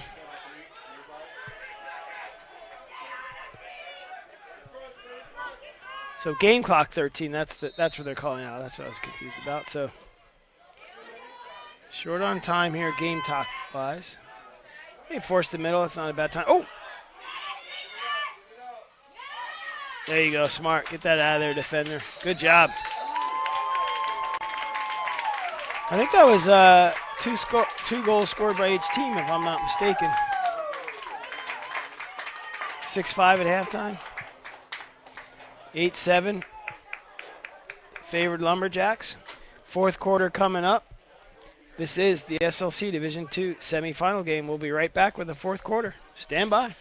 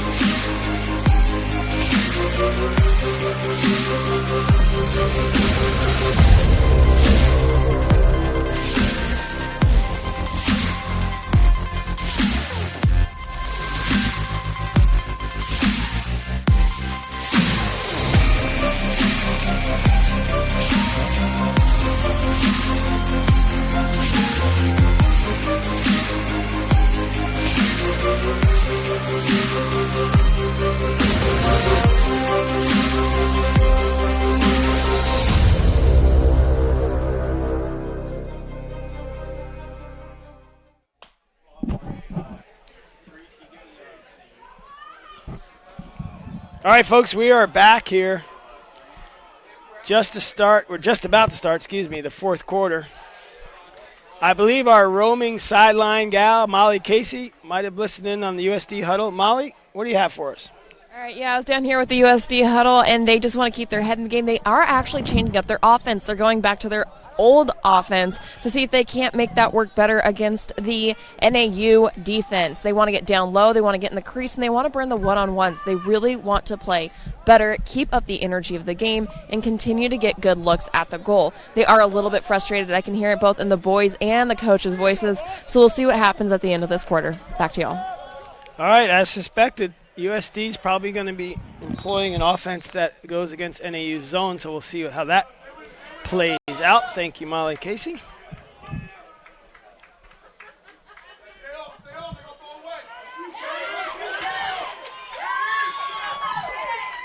It's good hustle. Good hustle. Oh, I thought NAU had that right there.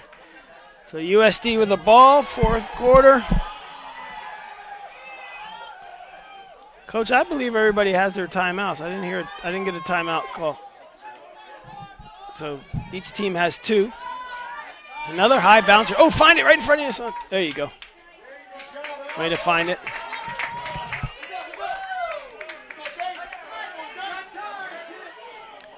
I mean, honestly, besides goal play, I think the goalie from NAU has the player of the game so far. Just with his clearing and his calming, when he saves it, he's very calm about his outlet. So, again, we'll see how this pans out. Fourth quarter action. Everybody's got their pullover on now. It's getting a little chill.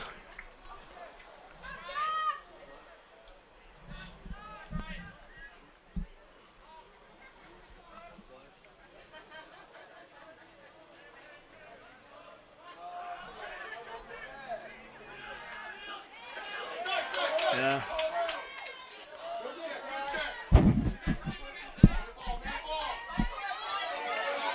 Yeah, this way. There you go. There you go.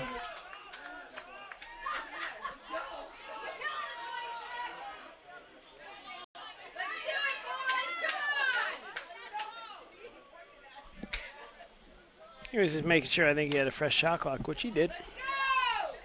USD gained possession, that changed it over, and then they got NAU got it back. Boom, boom, boom.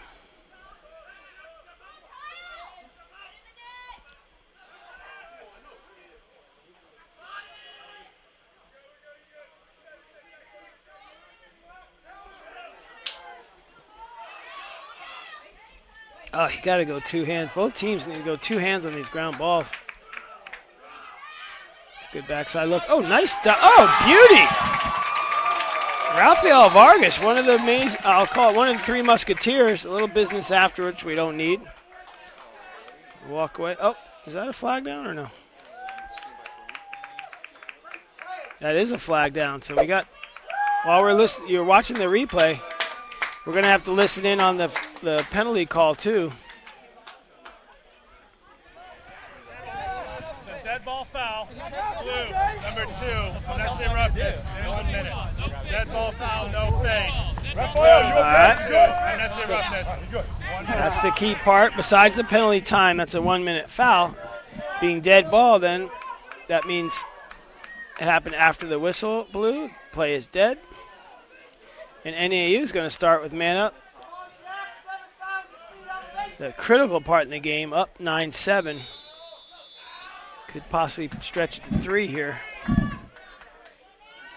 And as you heard earlier going into half, USD Coach Parr said we got to stay out of the box. I mean, both coaches, and I said it earlier, you can't be in the penalty box in these kind of games. This is too high level to be. Ooh! Lord, it be. Rafael Vargas with the left-handed howitzer. I mean, that was a pretty shot. See how they see how the person passed for him? They went away from him, and they set that little blind screen on his defender. It gave him enough room, hands free, angle, bang. So, yes, I agree with that earlier tweet that we got. Can't find it, but you said 3 of the young men were going to take over, and so far, 2 of them are definitely asserting themselves.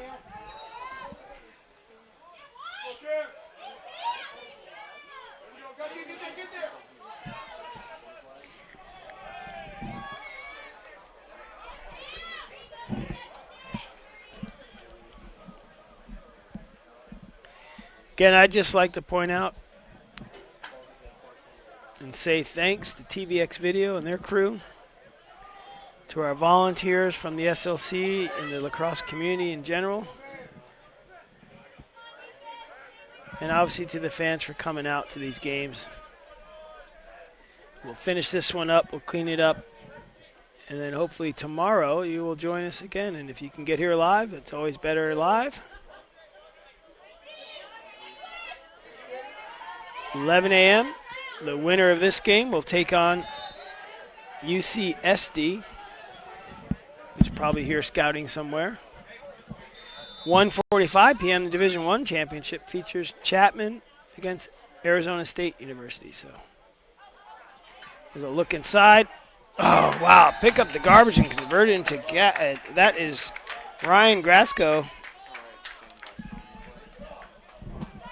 You can see the replay here. While we're watching the replay, I'm wondering at the table if that's Ryan's fourth or fifth goal of the day.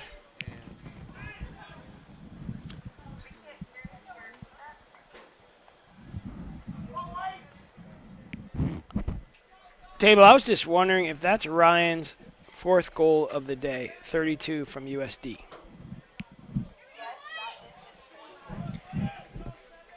So thank you for confirming that. Yeah, hat trick plus one. There you go. Nice counter by NAU with Ty Silva on the faceoff.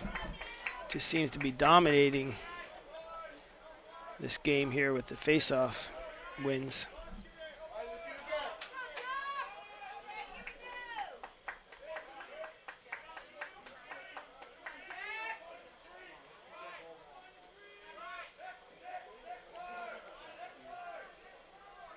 I like the demeanor of both coaches in their interviews and just what they've both been saying to their teams, or at least telling us what they've been telling them.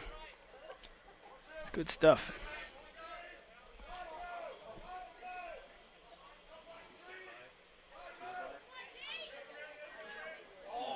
Ooh, that was a good look. This could be something here. Oh, okay, good closeout on USD.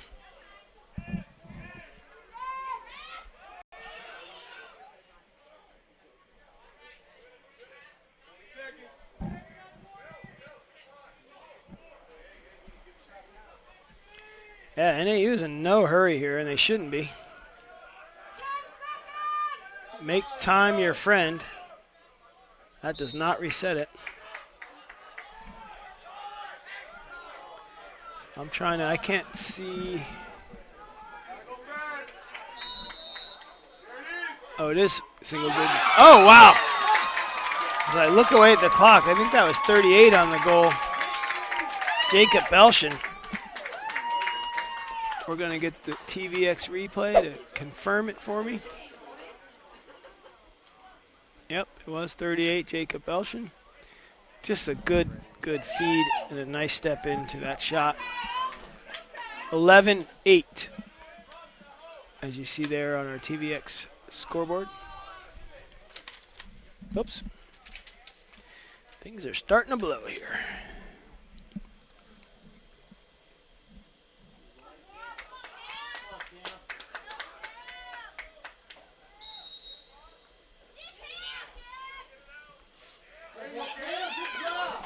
Oh, okay, they're countering with that. Cameron Pfister, excuse me. So they're just rotating, they being Northern Arizona, is rotating between Pfister and Silva on the faceoffs. And now Silva comes on offense. Smart move, give him a little rest, let him rest the legs and use the energy on the offense end.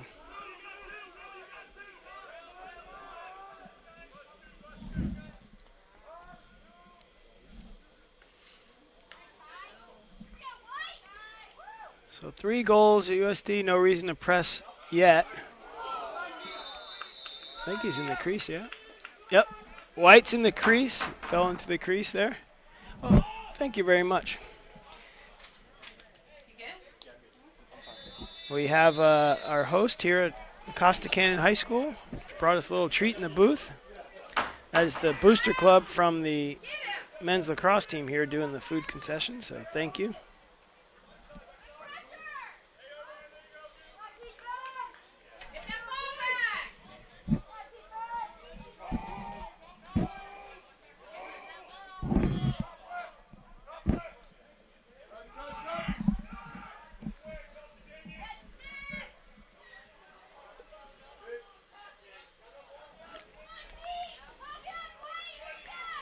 This is a key, critical possession here for USD.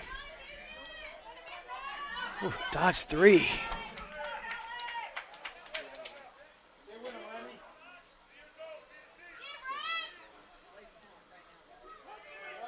Oh, great pickoff right there by the D midi, and good legs to get it upfield. Jacob Belshon again, just a smart play. Really was right in that passing lane. From the angle we had up here, I don't know why he made that pass.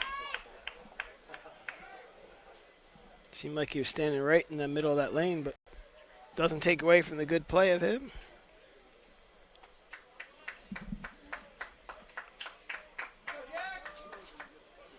So again, yeah, I mean, you got 45 seconds on the shot clock. There's no reason you're up by 3. You can't really go that deep, and you get an open look. Woo-hoo-hoo-hoo-hoo. Wow. Blue's going to take it. USD will clear it out with a fresh 80.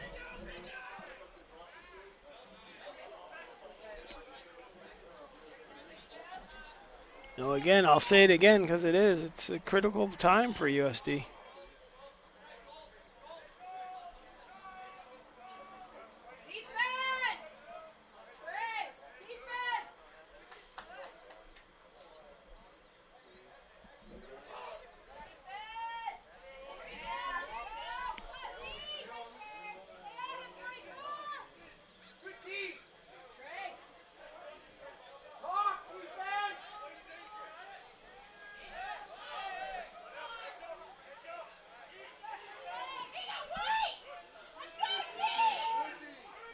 Gotta move the ball. Oh, as I say that, he scores. Can't make out that number. I think it was 27, but we'll look. Or was it?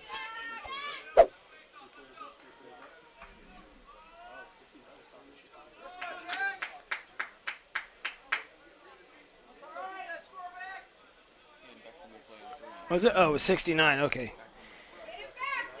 Ryan Milkovich with his third of the day. Again, that's a bit unofficial, but I think I'm right on there.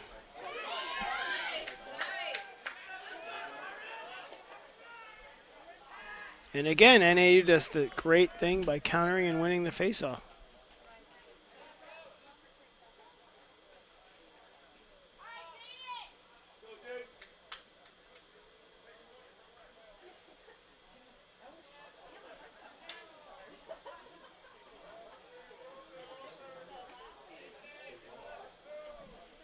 And again, take your time. Time is your friend. Don't want to take too much of the air out of the ball.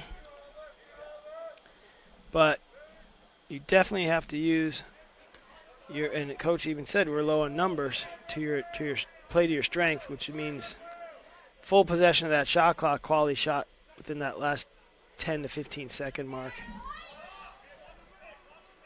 It's a lot harder to play defense and chase than it is to play offense ahead. I feel like a roll's coming. I feel like a roll's coming. He's setting them up. He's setting them up.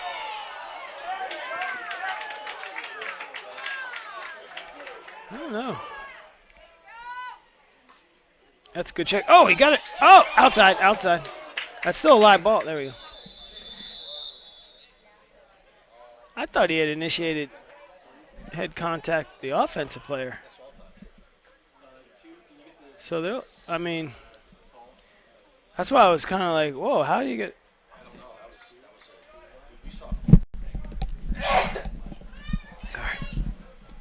Three, cross check, 1 minute. I meant the play. 3 with the cross check for 1. Okay, well, that would come from the defender just giving him the chuck. But I thought right as that happened, yeah, you can't as an offensive player, you can drop your shoulder into somebody, but you can't initiate contact with the head. And for obvious reasons, because you don't want to obviously hurt yourself or the other player.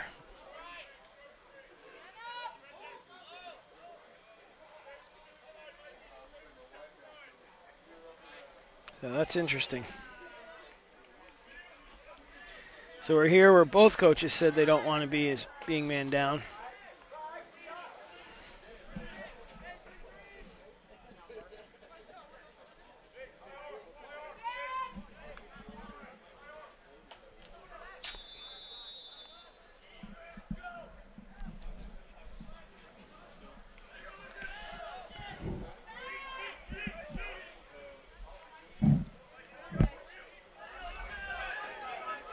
So USD is still down. I didn't check the time on that, but it was a full minute penalty. But I didn't look at the release time. But he didn't shot. He faked me out. I thought he shot that. That's smart because he's down, so you don't want to just give up the ball right away. That player's still on the knee, so they're still man down.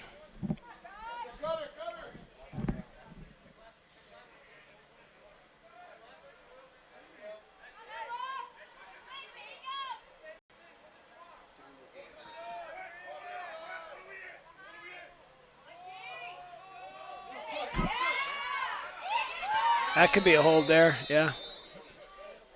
Yeah, that's a hold when you're on top of him. It's unfortunate.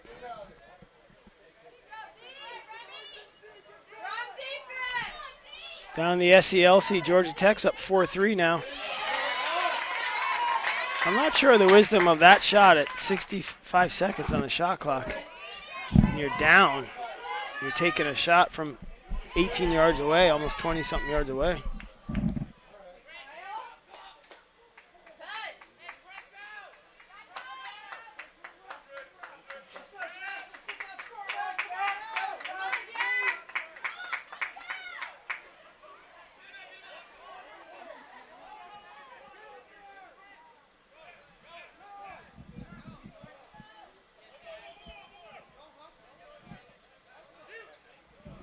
And Georgia Tech, that's over Florida State, 4-3. So much lacrosse this weekend. So much lack of sleep this weekend. For those of us on the administrative end of things.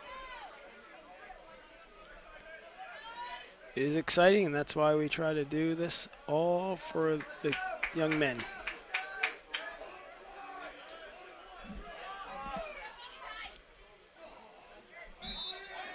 So that will not reset the clock. I think it's at 8, if I can see it correctly.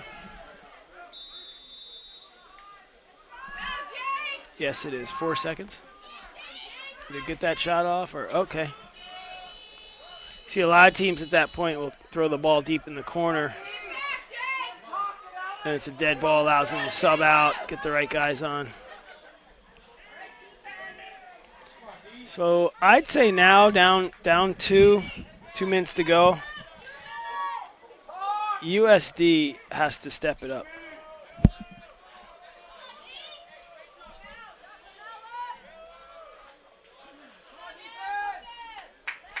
Oh, the far shot clock, the near shot clock's not working. The far one's working fine.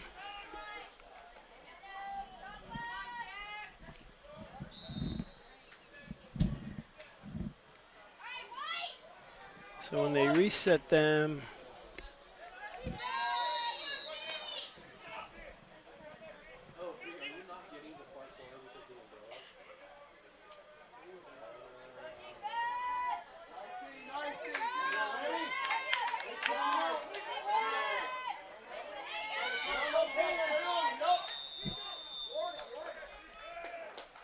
it's like a timeout, San Diego.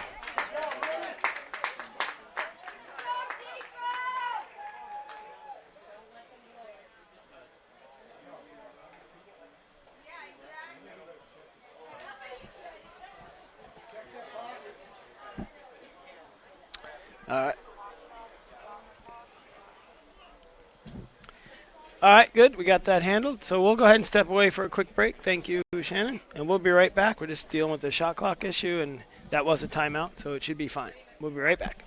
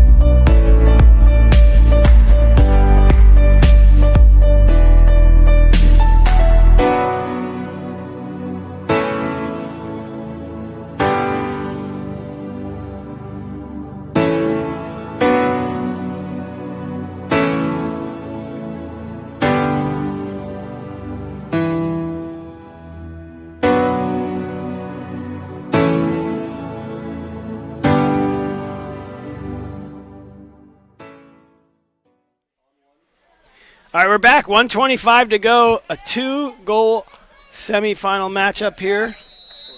Can the Lumberjacks hang on? I think they can. Can USD score 2 or 3? I don't know. Anything's possible. Minute 12, we'll know. You're going to have to push the... Oh, great defensive check. Good trail check. I think that was Remington Brown, number 9, on that trail check. And NAU wants to be careful. Yeah, take your time. Beautiful. Oh. I don't know about that pass. Guys, possess the ball on your stick. Don't just goose it. Either way. 45 seconds. Still a lot of time. It's plenty of time to get a couple shots off. And nobody's picking up the ball. Oh, boy. Blue's going to retain ball. Little, yeah, you can see the NAU goalie trying to direct traffic there. Little lapse there. No one stopped the ball. But I think if you're USD, they want to keep the ball out front and you want to go quickly. Give it up. Give it up. No. Got to give that up. Got to give it up. I think that's going to do it. Well, I don't want to go early, but NAU can clear it here. Shot clock's not an issue. You got 15 seconds. You can literally stand right there and hold the ball. Yep, smart play. Yep, give it to the guys with sticks that are bigger and just let them run it out. Oh, good sportsmanship. I like that. Players giving each other a high five before the even game ends. So that's good. That's it. So the number 1 seeds win out. And I guess when you draw up a bracket, that's probably what you want, or hope that your number 1s win out. NAU 11, University of San Diego 9. It'll be NAU, UCSD in the Division II championship tomorrow at 11 a.m. We're going to take a quick break here and come back to Molly Casey, who's down the field, and she'll have our Alpha Lacrosse Player of the Game coming up after this break. Darren, what do you got?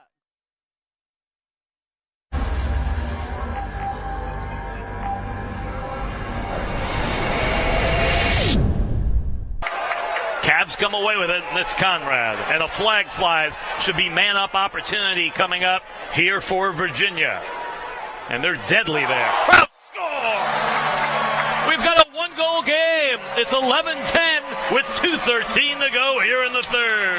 Yeah, you wonder about the energy level of Cornell. You wonder if Coach Kerwick wants to take a timeout, kind of let them get a breather, because when you have to play this tempo for 60 minutes, guys are going to start to get tired. You're going to start putting guys in that might not have kind of logged the minutes that you would want them to log before going into a game like this.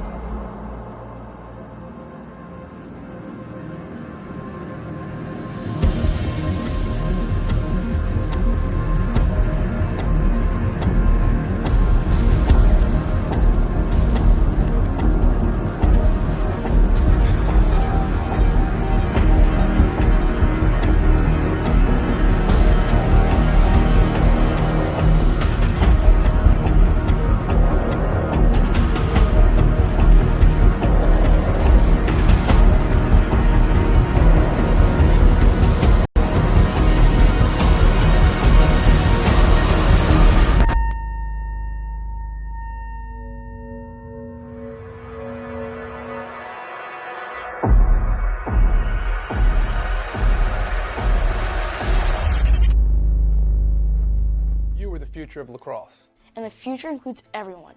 It is up to us to protect each other and to hold each other accountable on and off the field. Step up, speak out, say no to racism, to hate, to discrimination. If you hear something, speak up. If you see something, take action. Whether it's on the sidelines, in the stands, or on the bus back home. The future of this game begins with your voice. Demand respect for your teammates, your fans, your coaches, yourself. There's no place for hate in our game. Draw the line.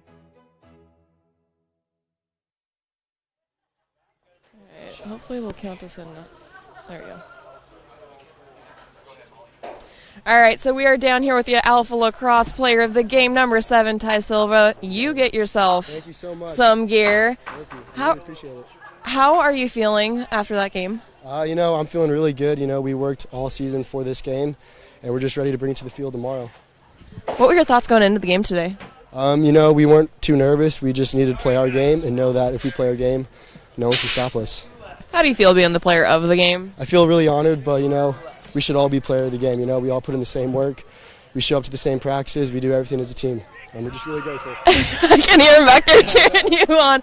How excited are you for Sunday? I'm super excited. Just need to start preparing now and continue playing our game. All right, well, congratulations. Thank you so much. Of course. Back to y'all.